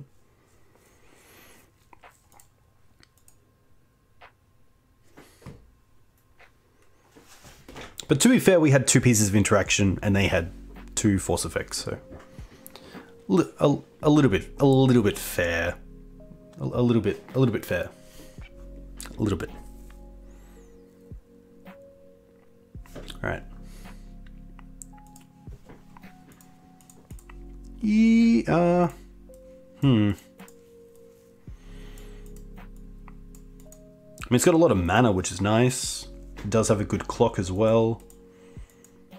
But it doesn't... I think I really need, like, a piece of interaction in my opening. Either Deafening Silence or a Blast Effect.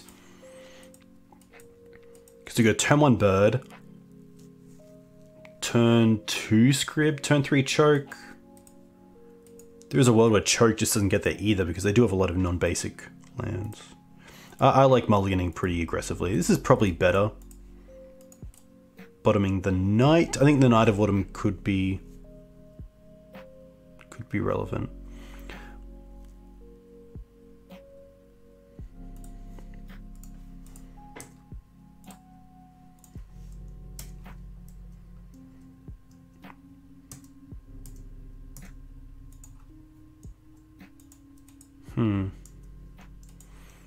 Now I kind of want to draw a Mana Dork or a 1 mana spell like a Deafening Silence so I can Wasteland this turn as well. There we go.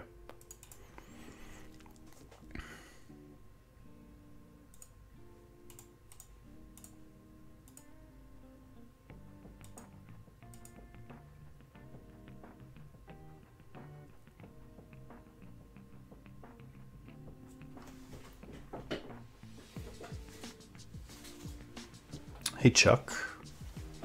Nice. What do you play on Arena? I haven't played Arena in some time, but very cool. Top 1000 is awesome. Does that mean it shows you how many active players there are on Arena? Or does it kind of have a cutoff point of where it actually shows you? Mono red? Nice.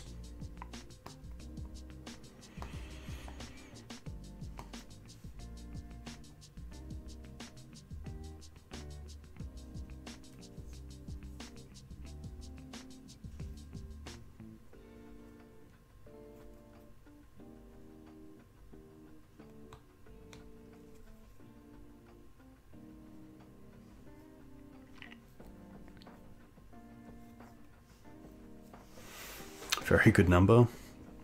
To be fair, if you got that win rate and you're mono red, you should get some cream for that. A lot of thought in this Deafening Silence as well.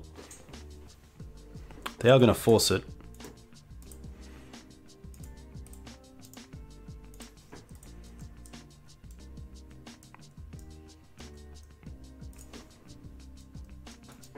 Another Sheldock. I think I'm happy to go with the Thalia here over Spirit.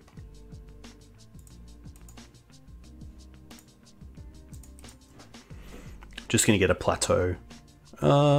It might actually be, yeah, plateau.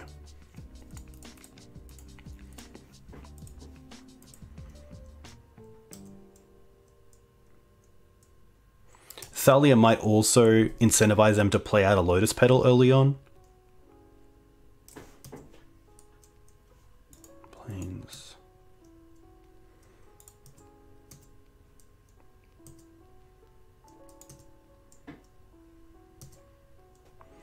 I also like fetch land here for Dried Arbor, just to speed up the clock a little bit.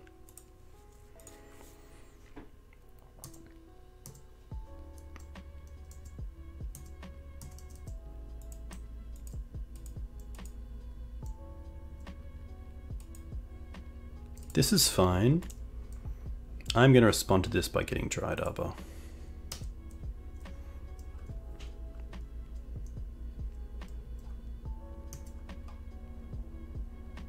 Nice.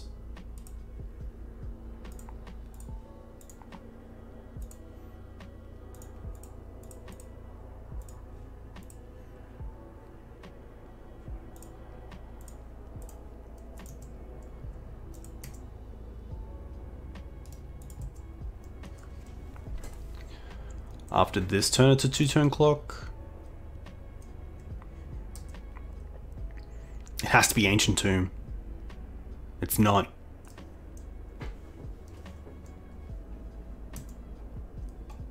Blast. Oof.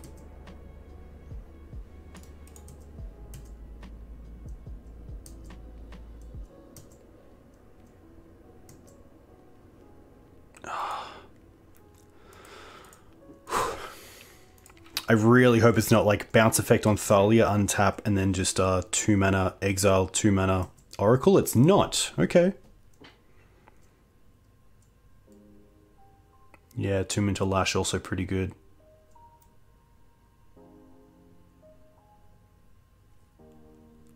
But a Doomsday Disappear? I'm actually not too sure. I wish I had a good answer for you, but I haven't seen Doomsday in a long time.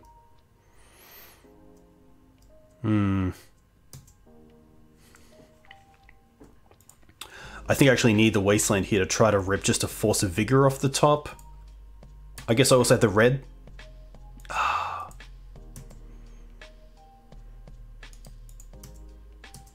Tough. Making a 4/3 Knight might have been better, yeah. That's very true. Maybe if I did the math correctly.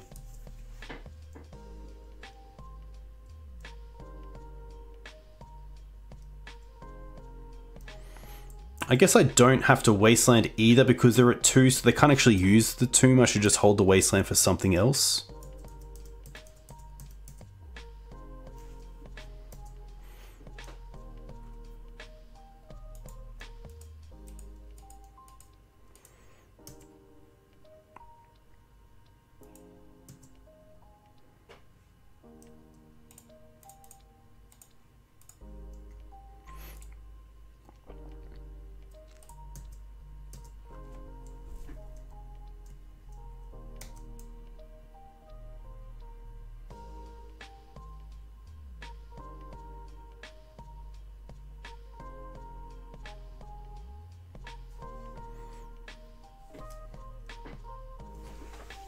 Tough.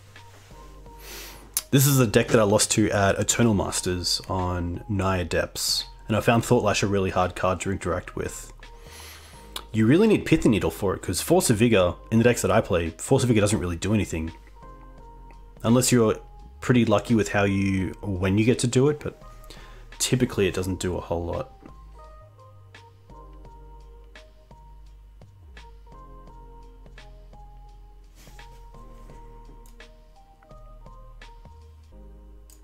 So this, I think you have to actually, this says deals 2, but I think you have to pay for it. Oh, Green Suns, does that do anything? No. I guess we have, potentially, we could Green Suns for Teeg here. That might just be the best play. It turns off Jace as a win con.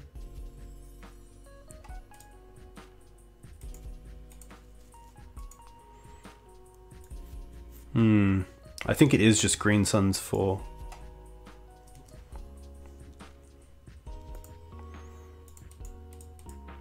Yeah, Liberator in this instance would be nice. I might actually want the damage as well from the Tried Arbor.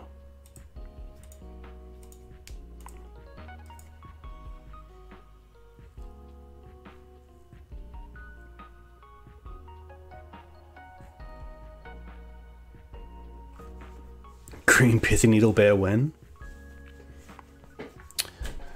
Jace got exiled? I'm not sure how many... I assume they run more than one Jace, but I could be wrong. That's just a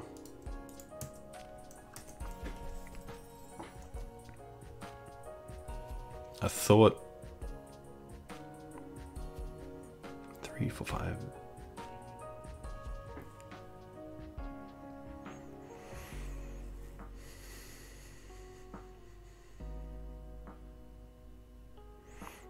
Funnily enough, Teeg does turn off her own Force of Vigors, which hopefully doesn't come up.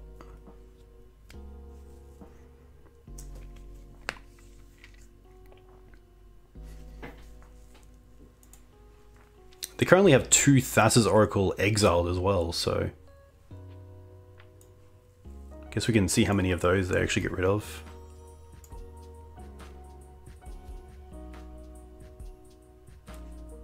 Impulse? Okay.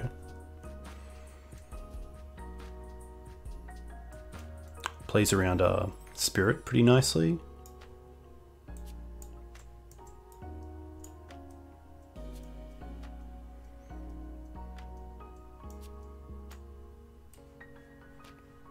Oh, they use... Well, they showed this as well. Interesting. Maybe this was their way out and they didn't get there? Interesting. Interesting to say the least.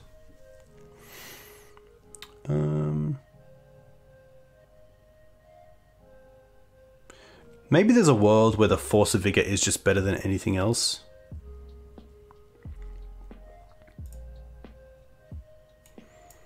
I still like the Stoneforged Mystic package, I think, but there is a world where having one of those cards in my opening is just dead.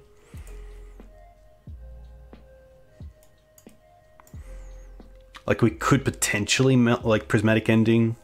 No, I think I'll just run this back. Yeah, maybe Mum isn't where I want to be. Mum just stops bounce effects.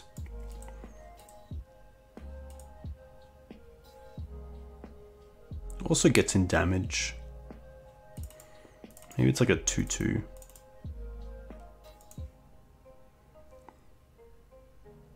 But not Otawara. You are very true. Hey, Robert's your mother's brother. Hope you're well. Tough. Hey, I'm also 20 followers on Twitch away from 3,000. So if you like this content and you're not following, definitely consider following. It would be very cool to hit that target tonight. But hey, if not, that's more than fine. I get it. I won't take it personally. It's all good. Maybe they thought Thought Lash would prevent tomb damage. Interesting. Yeah.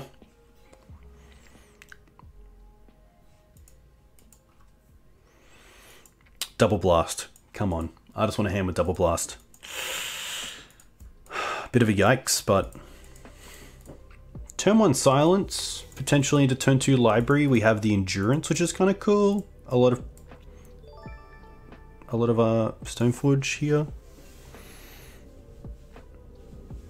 This is, yeah, I think this is a pretty nice hand. I'd hate to mull to a really fair hand, so. Hey Luan, thanks for the Prime sub. A huge thank you. Hope you're doing well. Let me know where you're from. If you play Legacy, what you play in Legacy. Opponent mulls to 6. Sheldock. It's good for us. I think here I would push potentially a turn 1 Wasteland over Deafening Silence. Land. Alright. Let's fetch and go for a Plateau. Turns on our colors. And then I think next turn I'm going to Spirit over Stoneforge.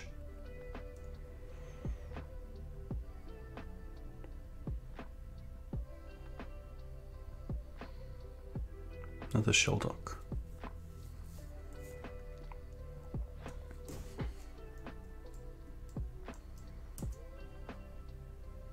Choke. Not that great here though.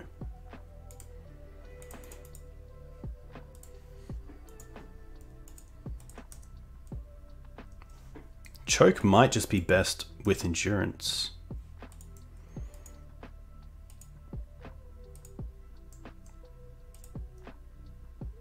It's tough though, because Thought here would be fantastic for them off a Soul Land, which Endurance doesn't really hit. There's the Ancient Tomb. Oh gosh. Oh gosh.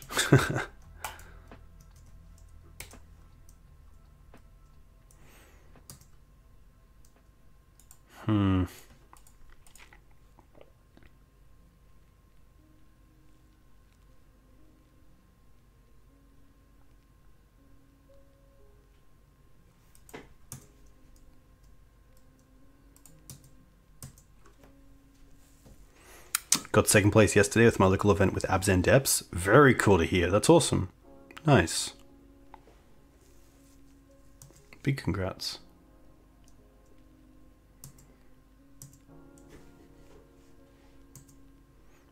Paradigm shift. Step through pedal.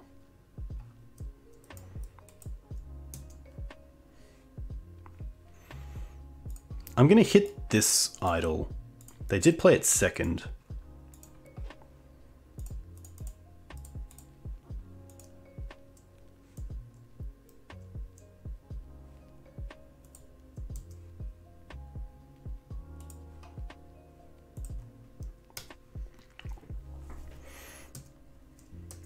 But yeah, maybe this is a matchup where I just need to mulligan to blast effects. Pretty tough otherwise.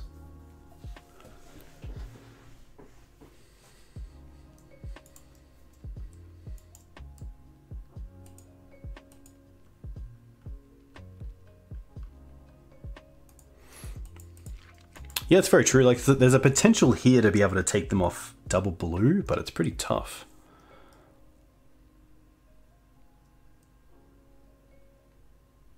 Hermit. Okay. It's funny as well that like choke here is absolutely terrible.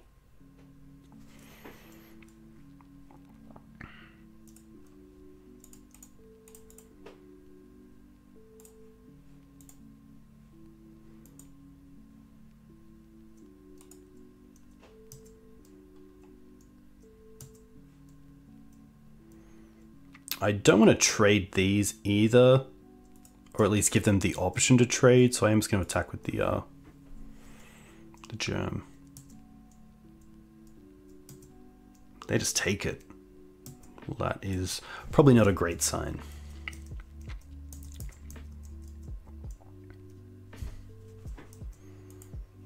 I've exiled one Oracle.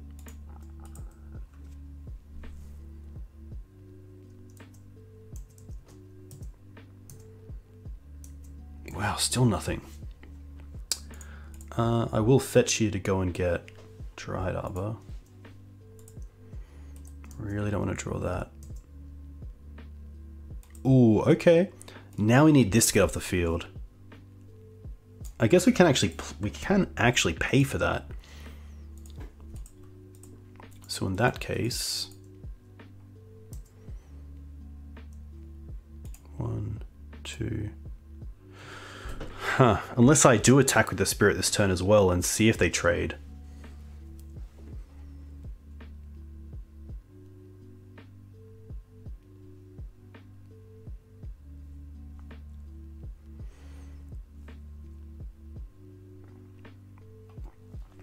Yeah, the issue is with Sword is that they can just prevent the damage.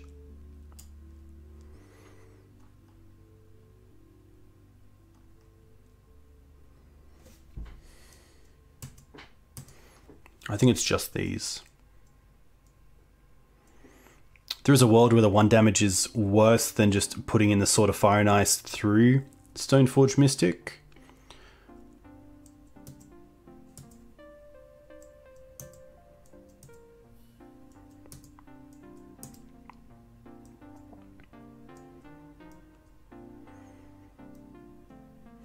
They mill a Jace.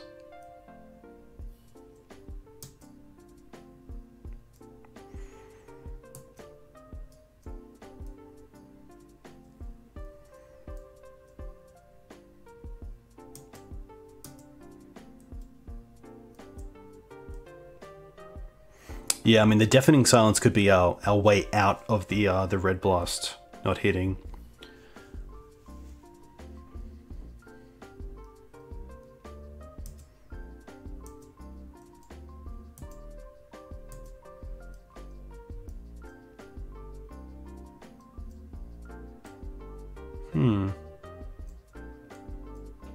I think potentially here I should respond to the Impulse because they can't cast any other non-creature spells.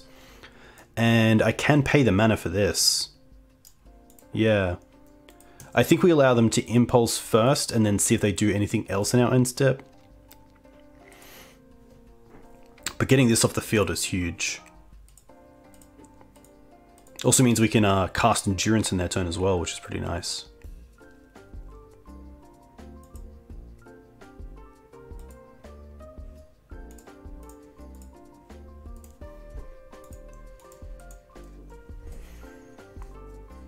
Because even if they exile their Yard now and then try to go off on their turn, we can Endurance as well.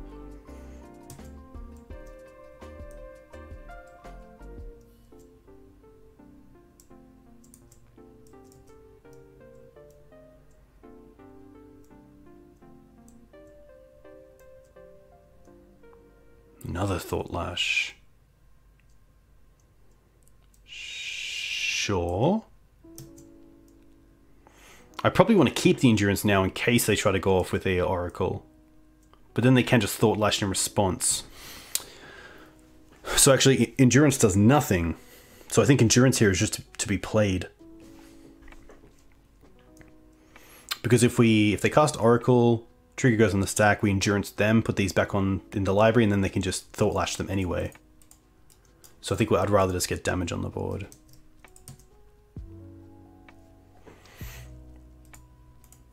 And then we still have the choke for a Force of Vigor if we need a Force of Vigor.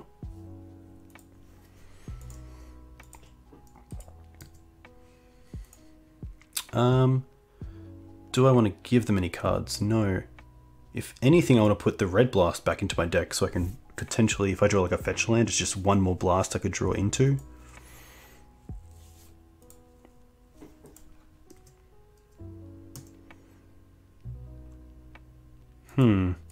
Okay, that's Night of Autumn, but they have the Hermit. Interesting.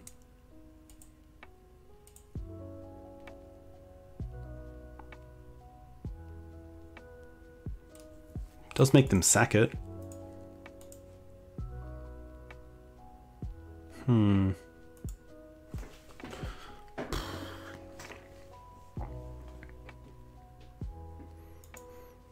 So they've exiled. Huh. How come this card isn't shown? Ah, it's from the other Sheldock that we got rid of. So they have one Jace, one Thassa's Oracle. I think it's worth green sunning here.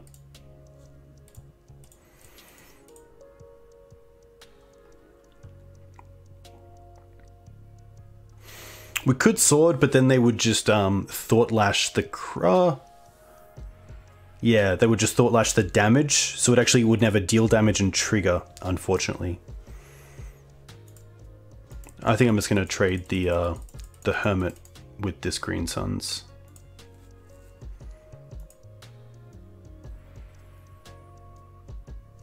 Oh, Force Negation. Okay, down to one card. Well then.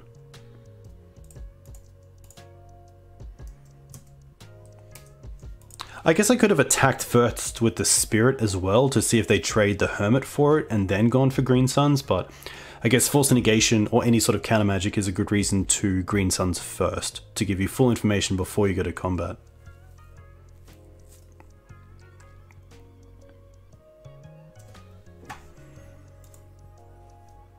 They hit another Oracle. Is that a second Oracle? Yeah, it is.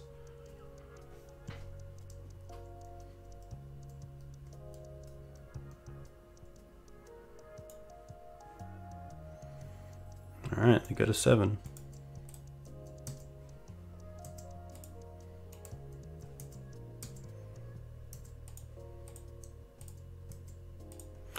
Another pass! It's another pass!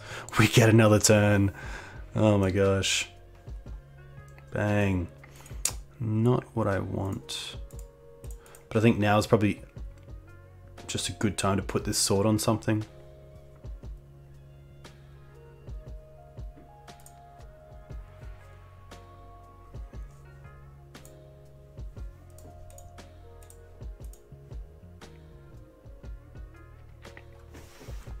If they have some sort of bounce spell that is a blue, I kind of want to put it on the Endurance, because if they bounce the Spirit in response to me equipping, they kind of get a 2-for-1 where it's both my threat and my bear.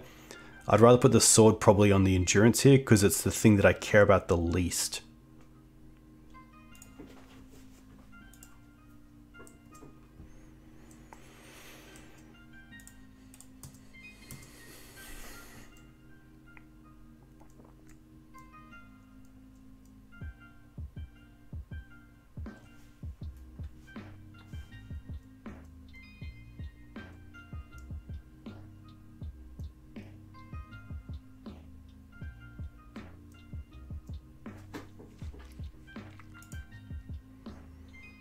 Another Oracle. Oh, both Oracles! 1, 2, 3. Is that all of them? That's 4! That's 4 Oracles! Yes! Yes! Yes! So good. Oh, you love to see it. Sweet, sweet victory. Classic. Better lucky than good. Better lucky than good.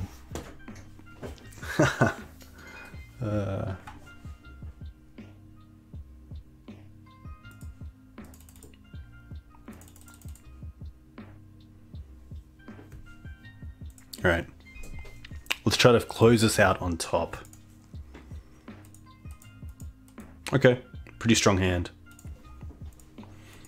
Now the question is, Green Suns or get Mum online? I kind of like get Mum online here, because Mum into Spirit is pretty nice.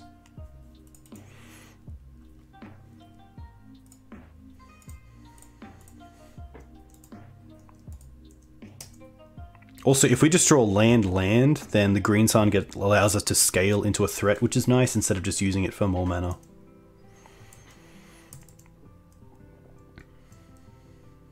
I just feel like it's going to be Volk Bolt. For some reason, I just think it's going to be... Okay, not. Oh, lands. Okay. Wasteland's pretty good here.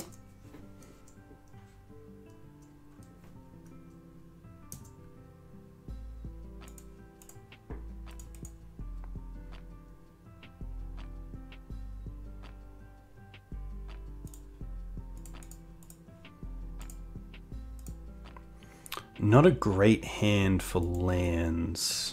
And just in case of Punishing Fire, I'm not going to attack with the Mum here.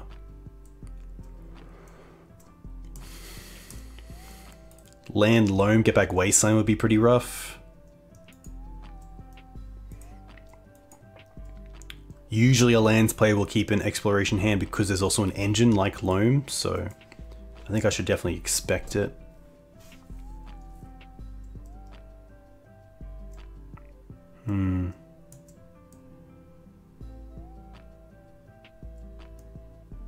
Okay.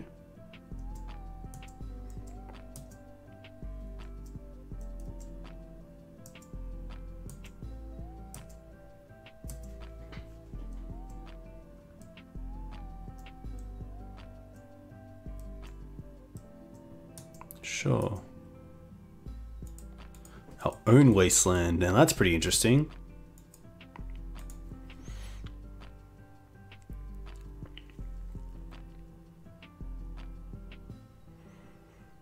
I think just because of crop rotation, I'd rather just build out my mana here.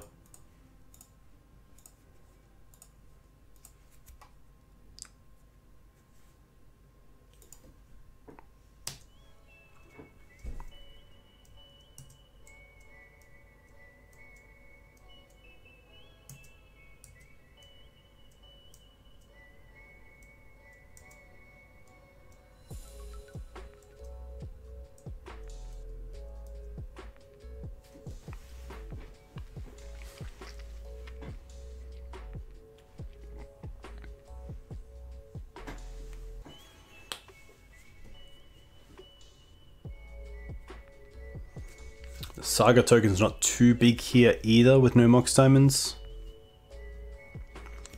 I think ports definitely become more of a flex spot of lands, and depends on the player and if they like the port strategy. I'm not too well versed to know what port means in regards to like other cards that would be seeing play there.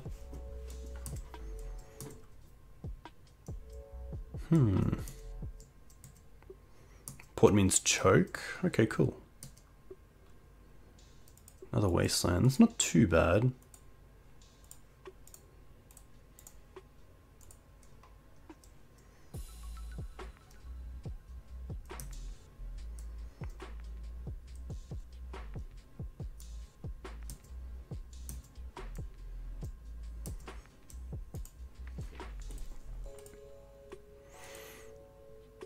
Like, surely here they have crop, but I'm still going to go after their green mana here.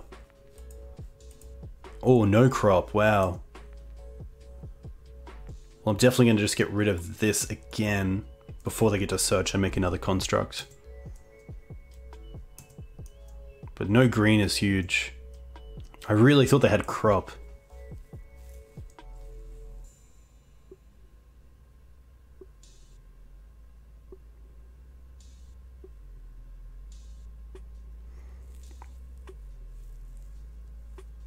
Yeah, the crop check is always a scary one. Another Saga isn't too bad for them though.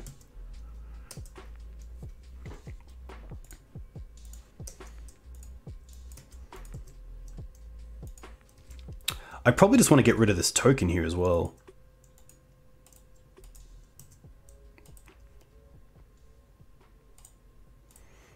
Just use my mana efficiently. But the maze is going to be an issue if we don't find another. Like a ramen up off the top would be sweet. It's a one-off, but...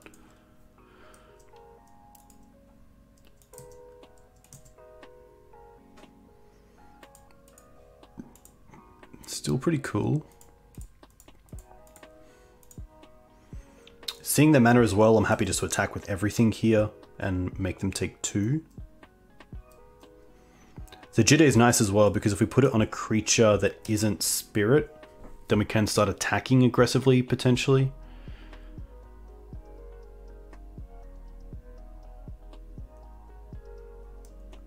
But the Saga, once it gets going, is going to be pretty tough to beat.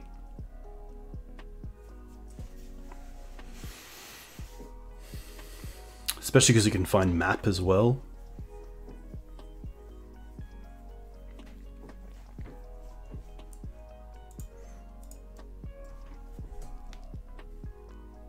We do have mana here. I guess they have the port, but they might not port if they want to make a creature here, which means Green Suns for 3 is online. Ooh, it does hit the Saga. Okay. I don't mind that.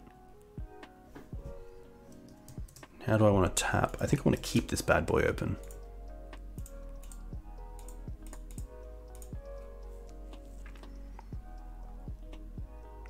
I think Exploration is better to hit. The issue is, for me, that I guess they missed a land drop. Yeah, because if they get Expedition Map, then they can get a green source. I don't want them getting creatures. I don't mind them having a 1/1, but like a 2/2 then a 3/3 is just something that we currently can't beat on this board. So I do feel that Exploration is a pretty nice card for them to have, but it's the Saga that I feel keeps them in the game longer. But still tough, both really good. Yeah. Saga getting map is just so good. Pretty happy to attack with both here. I don't think the Spirit in the main deck actually does anything. Most lands players aren't playing the library.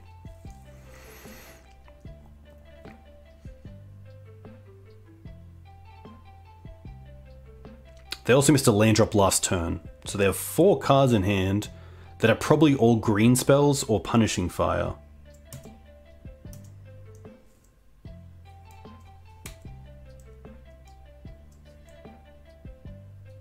They do block. Okay.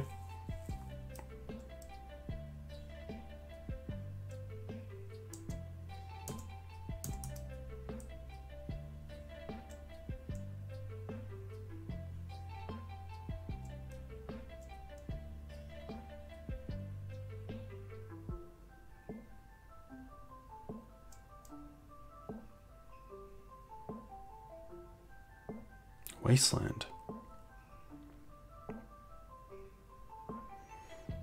I wonder if they'll hold the Wasteland for something a little bit better than what we have in play. No, they're just going to go for it. Okay. Fair. Just try to keep us off as much mana as possible. Yeah, the Yav was really allowing them to play out their hand, but this can happen. Like, it's pretty funny that Lands is a deck that has so many non-green sources that you can get stuck if you stumble just a little bit.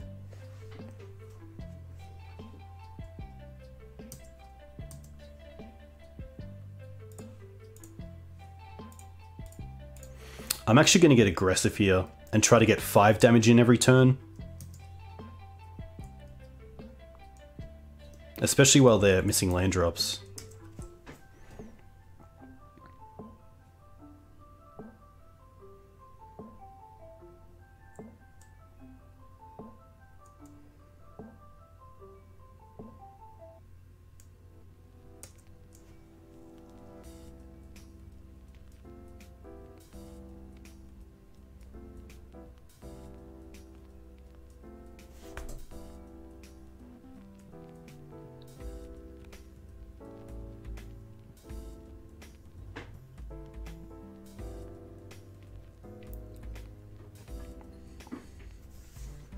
I feel like I'm on very thin ice here. But look at our graveyard. 2, 4, 7 lands. So a Knight off the top would be pretty nice. They do have the Port to keep us off it, but we have a lot of lands in the deck as well to draw into. Oof, okay.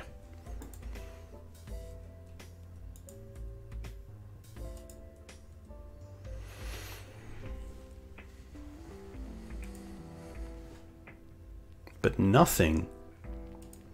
Okay.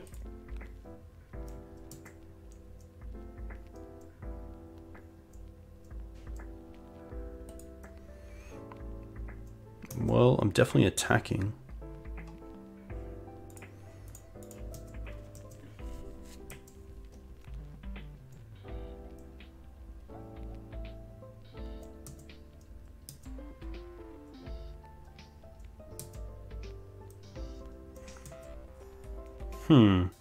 I'm not going to play the land either. Surely they have End-Step Crop.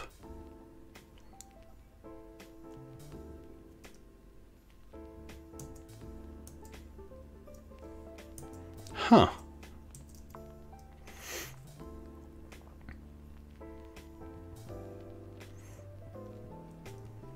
Oof, second maze. Big yikes. See, this is a matchup where Questing Beast is just so strong.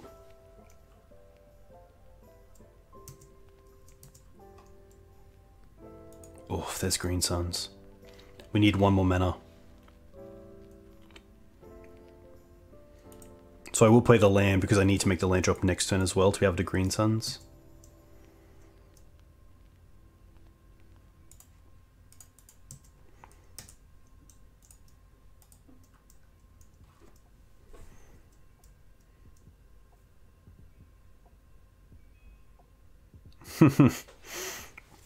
Yeah, the damage can't be prevented is pretty strong against lands, especially against Mazavith.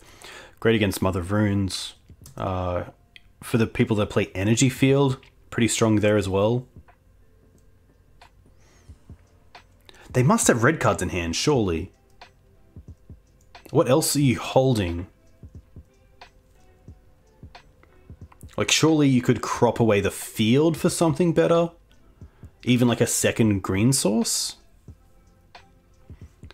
Stage Depths. Okay, that's pretty strong. That's pretty good.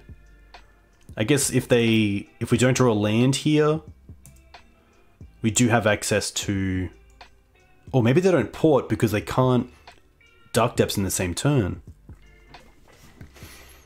So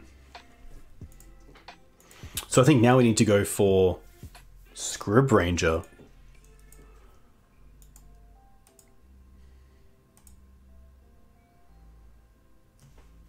One, two, three, four, five, six, seven.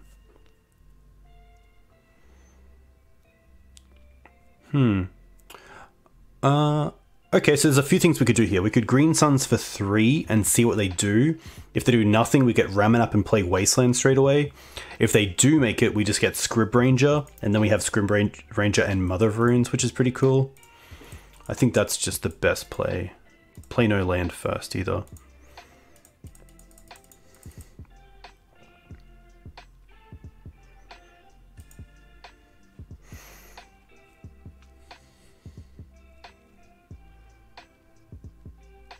So they're gonna think.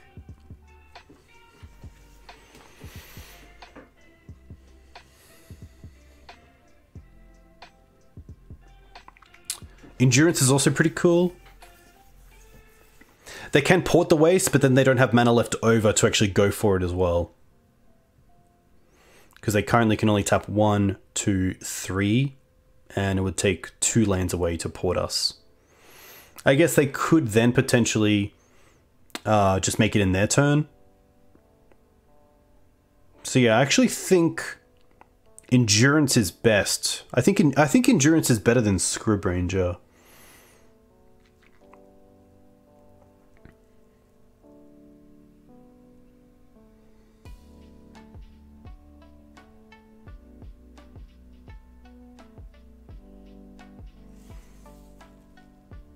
I think Endurance is just the best because it moves all these away from being targets for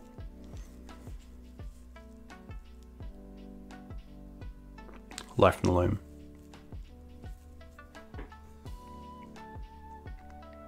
Pretty big decision though.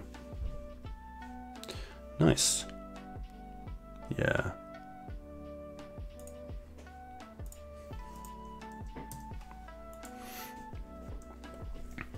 And then no great attacks here either.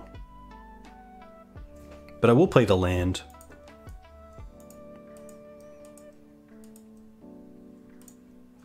No cards in hand.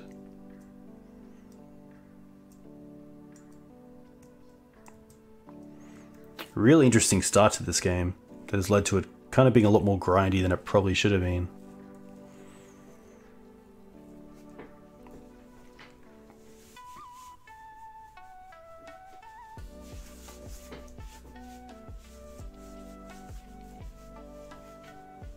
Oh, I guess they could find Blast Zone for Mother of Runes to deal with it that way. Other way is Punishing Fire.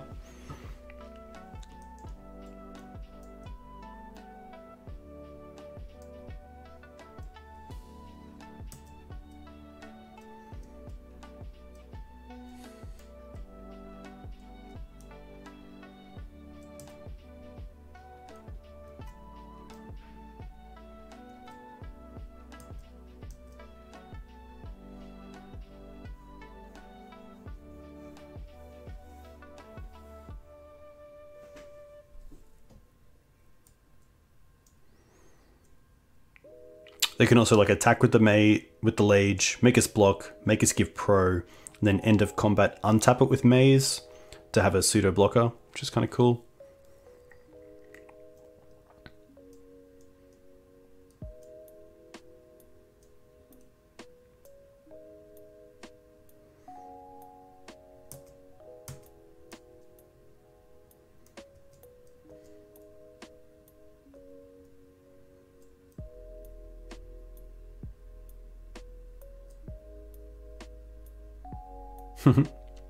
Opponent thinking about attacking.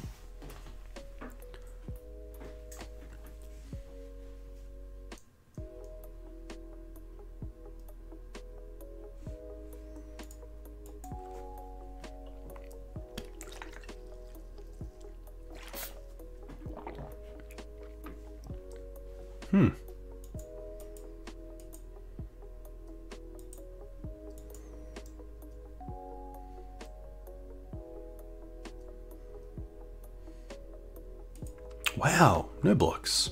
No attack, sorry. Very interesting. Map. Map's pretty good. They haven't played a land for turn either. I wonder if they get Tabernacle potentially. Just to buy some time and kind of tap me off everything.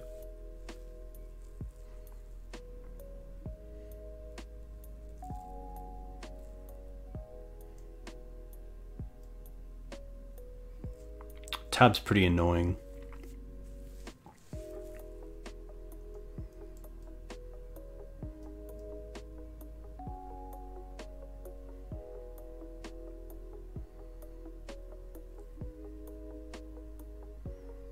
Oh, it could also be Blast Zone. I could see Blast Zone. And probably just not play it and play it when you actually have the mana to also use it.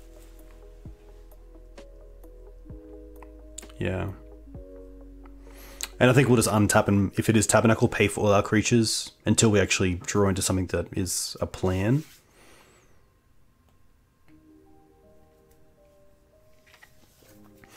I mean, Caracas is a really live draw, which is nice.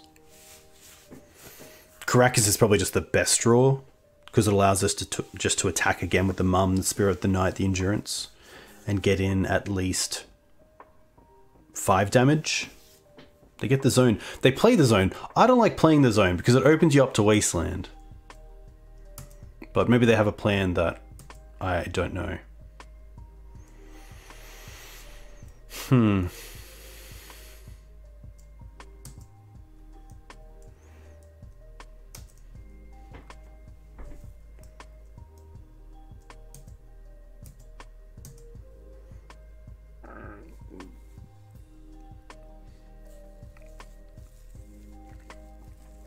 They want a Blast Zone for 3? Interesting.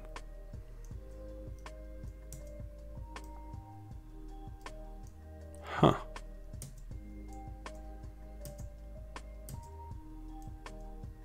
Prismatic Ending. Oof, close. Not really.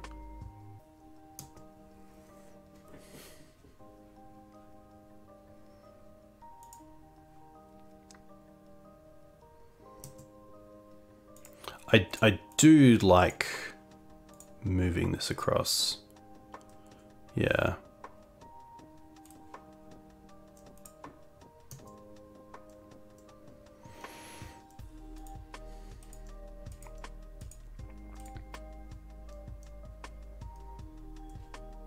I mean, they have to also think about another Endurance.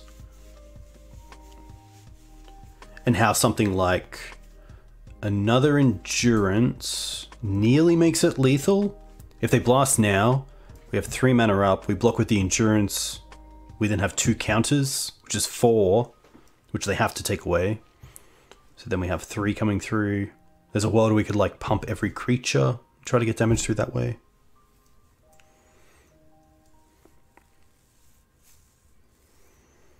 They are gonna pump. Okay. Oh, they're going to pump it up to 2. Oh, just a 2. Okay.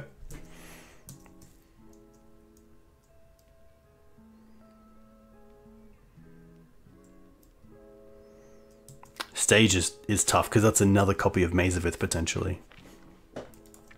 I am just going to thin here as well. There are some lands here that I don't actually want. Oh, it's just the forest left? Okay. Well, we're not double fetching. 1, 2, 3, 4, 5. I guess now we could play the second Mum potentially.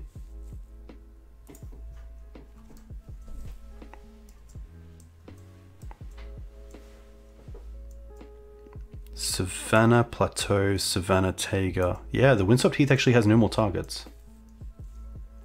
But my opponent doesn't know that.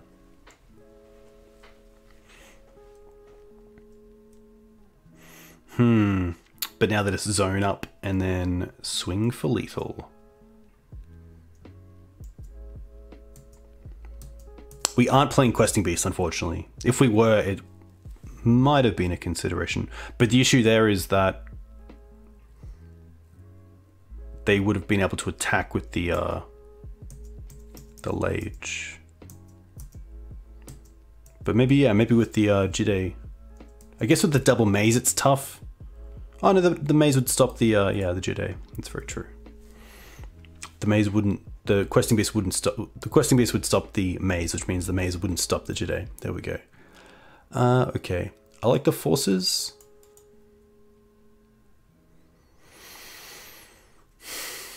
That's really it. We can take out some number of swords. I don't mind the meltdown because of... I might actually keep the swords just because of the sagas. I usually like trimming them because we have so many answers to the 2020, but because of the sagas, I probably want to have those over the other cards. I also don't mind the blast zone as just a way to deal with exploration. I could also see Oof, but yeah, I think Oof is just okay to have in the deck, especially if they start on like a multi-Mox Diamond start.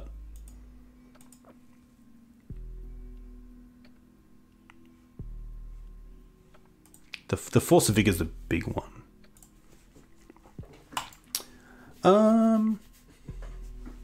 Yeah.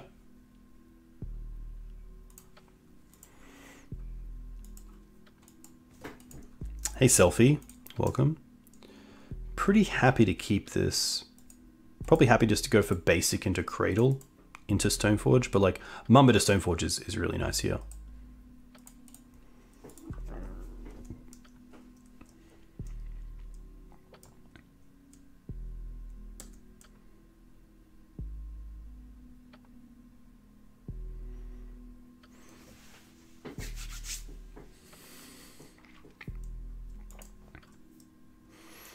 They pitch a Grove.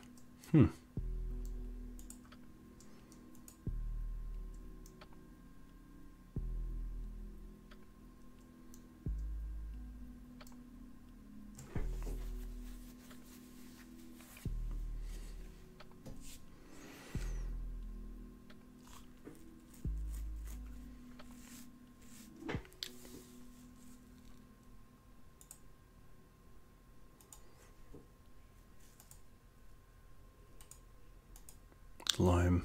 Okay. Well, the mum's online, which is nice. Not great. I probably just want to go for a basic here. Mavs felt okay. A little bit underwhelming. Played against Depth 3 times, and we've won the one against Mono Black and lost twice against the Naya versions. Sylvan Safekeeper being a big card in that matchup. But otherwise, not too bad. It's always going to be an uphill battle, but it's always like a really good deck for like decision making, playing before your opponent. And by that I mean like making the play at sorcery speed to really know how to go about what to do. That maze is very good as well.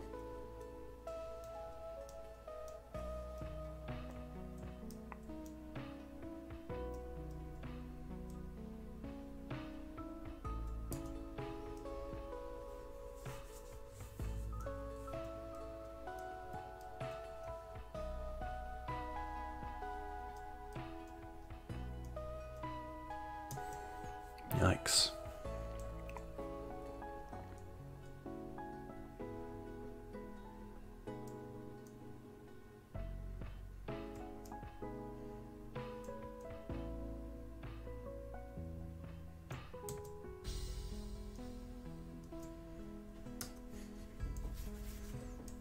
All right.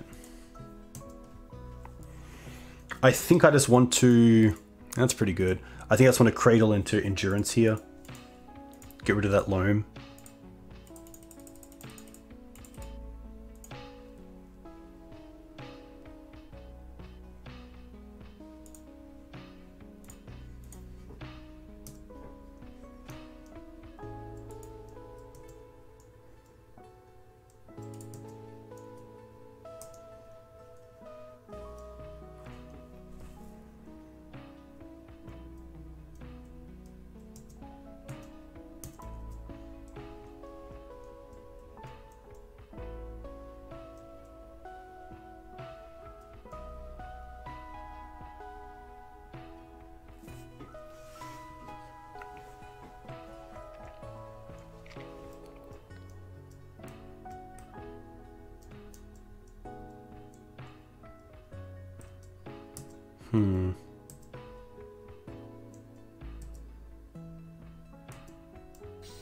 I believe we know about double Misty in their hand.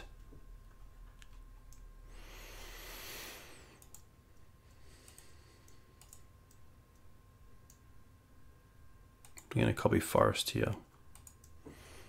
That's fair.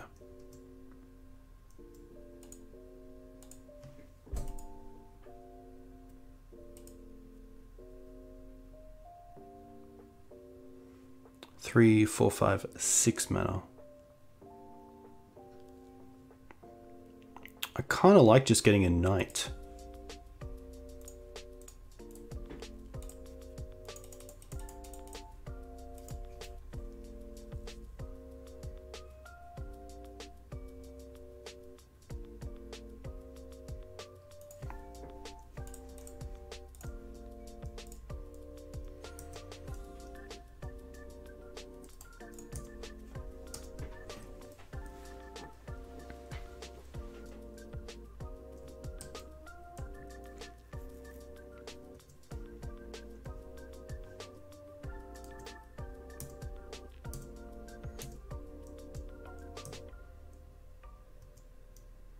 Ramen Up is also interesting, but I think that Knight just being able to find Wasteland for the maze is where I want to be.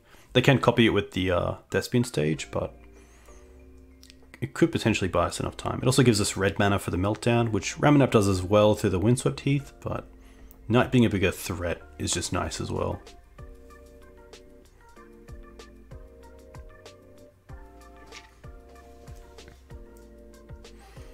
Alright, there's Depths. Which isn't too bad because we have Knight for Caracas.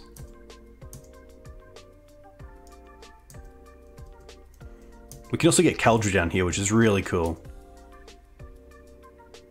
Another Green Suns. They have 2 cards left.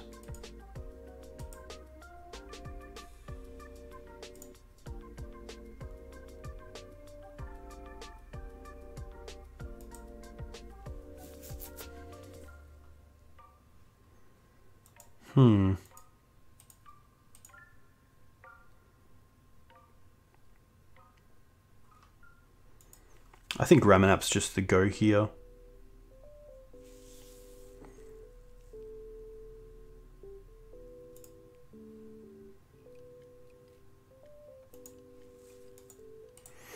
Yeah, Ramen Up, get back Windswept Heath, fetch, and then we can melt down for 1. And then also hold up Stoneforge Mystic, get back. Oh, play the Kaldra. That's a pretty awesome line.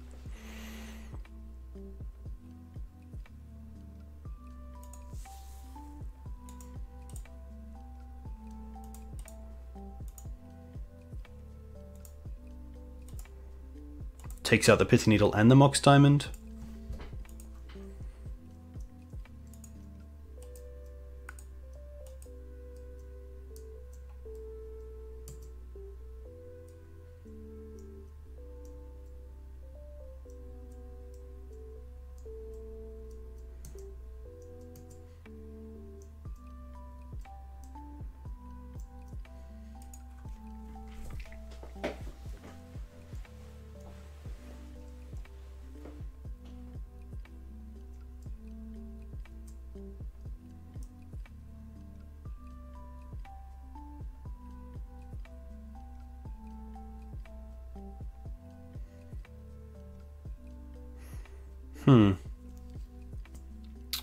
This is fine.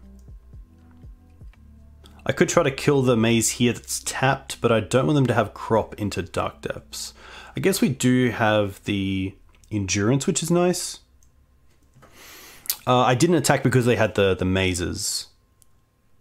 I think I am going to go after the maze here now. Because we do have Mum and Endurance, I'm not really scared if they have a crop.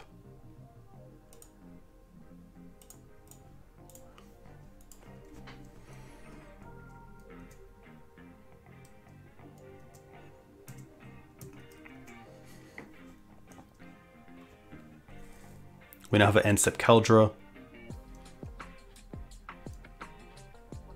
Untap, play Wasteland from the bin, hit Maze of Ith.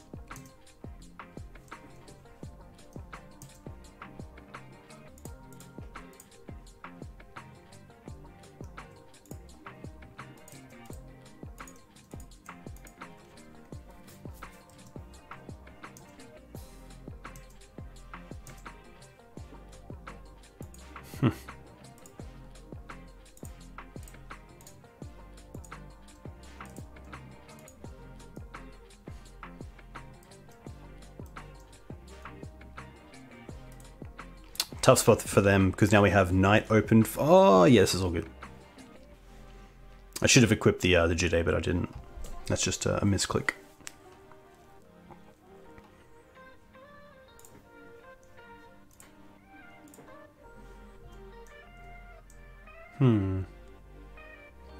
I think I can attack with the endurance as well. Yeah. Having knight and swords is a bit of a luxury. But yeah, not getting the Jide counters is definitely an issue. We have a lot more time than our opponent as well, which is going to be tough for them for game 3.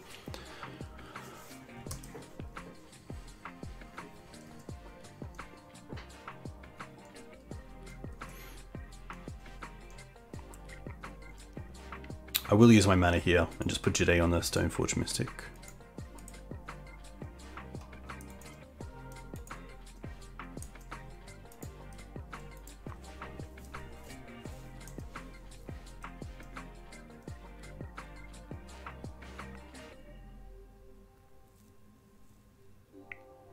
Oh, well the Jide wouldn't have triggered until damage was done, so there's no way to pump creatures beforehand, because even if the first strike of this deals damage, it doesn't do anything, unfortunately. So they're going to crop for stage, which is fine. And they're going to copy Dark Depths, which is fine. Now they choose to keep one, they choose to keep the one with no triggers on it, and now we can sack this. Get Wasteland. And Wasteland this. This doesn't play around crop rotation into another Thespian stage copy Dark Depths. But we do have the sword anyway as backup, so we are just going to run this back.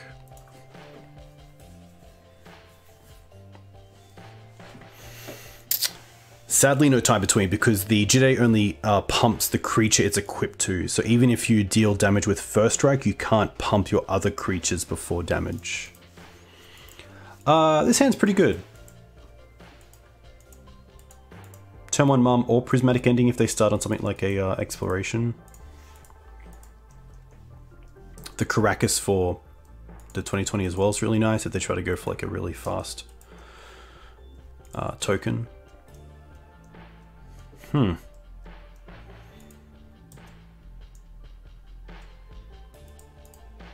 But yeah, Mirren Crusader is a good example of a creature which can deal first strike, get counters, and then pump the creature before normal damage is done.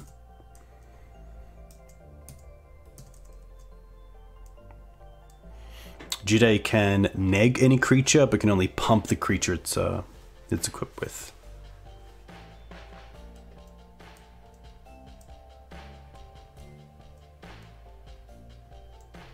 Okay.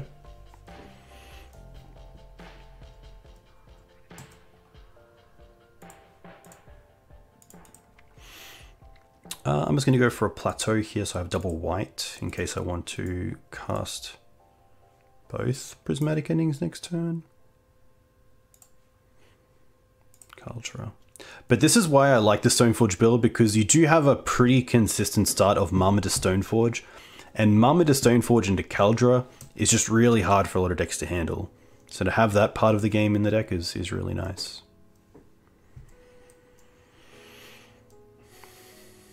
I mean, if they don't hit our mana this turn, we can just play Caldra, hold up Wasteland. The Stoneforge also works really well in the face of a port, because if they port us, we can just use the mana with Stoneforge.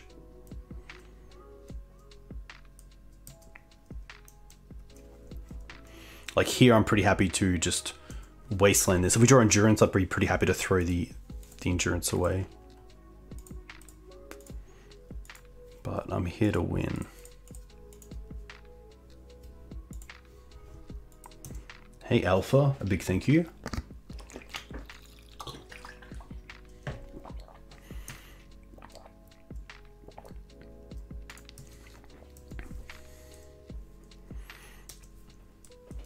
Yeah, unfortunately a pretty slow start from them. This is their first game without Exploration.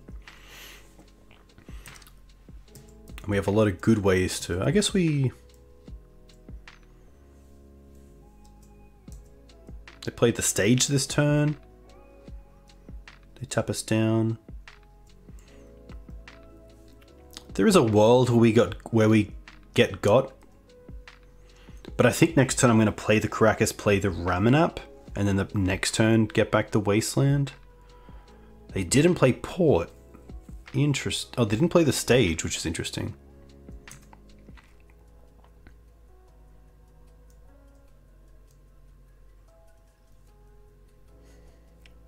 Puts them like one turn away from the combo unless they can double crop into it.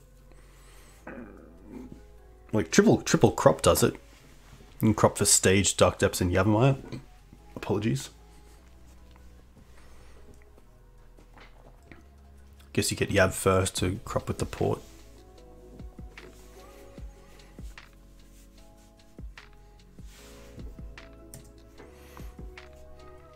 Oh, maybe they go for Tab here? Tab doesn't really do anything because this is indestructible, so I don't actually have to pay for it, which is kind of cool.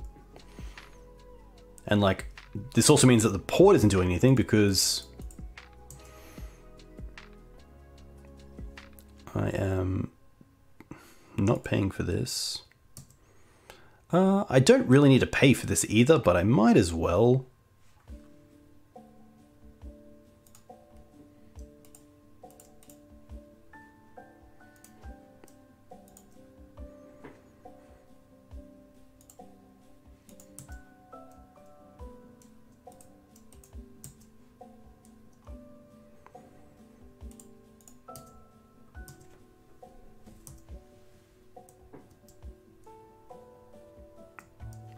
That's very true, Robert. Shadow Spear can break up the indestructibility of the Keldra. I don't want to show the Karakas just yet.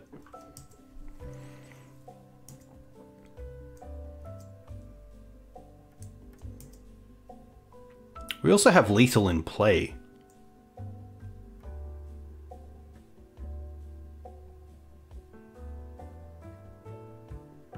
They play Grove. Do they have double crop? Yeah, that's a tough one, opponent. That is a real tough one. Well, we finish 3-2, which is really nice. And we were playing... Where is it? It's one of these. It's so hard to find it. There it is. Nice.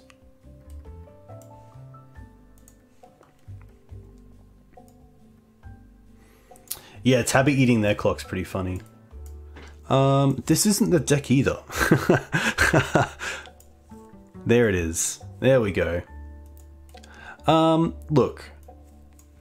First iteration, not too bad.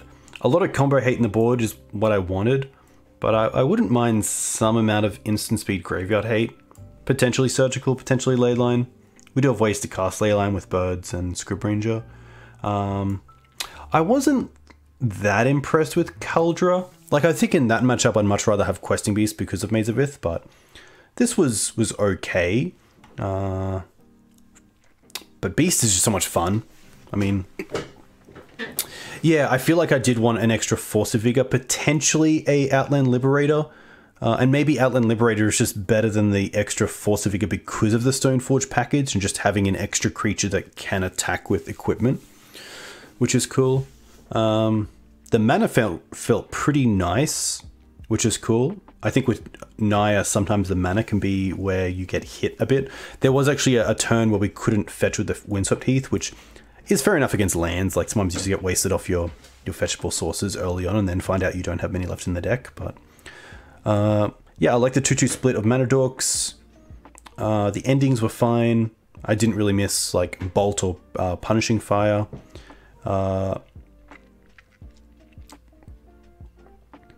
Safekeep is an issue, but Safekeep is always going to be a bit of an issue. The Blast Zone is just nice to have in the deck as an out to that, which is cool.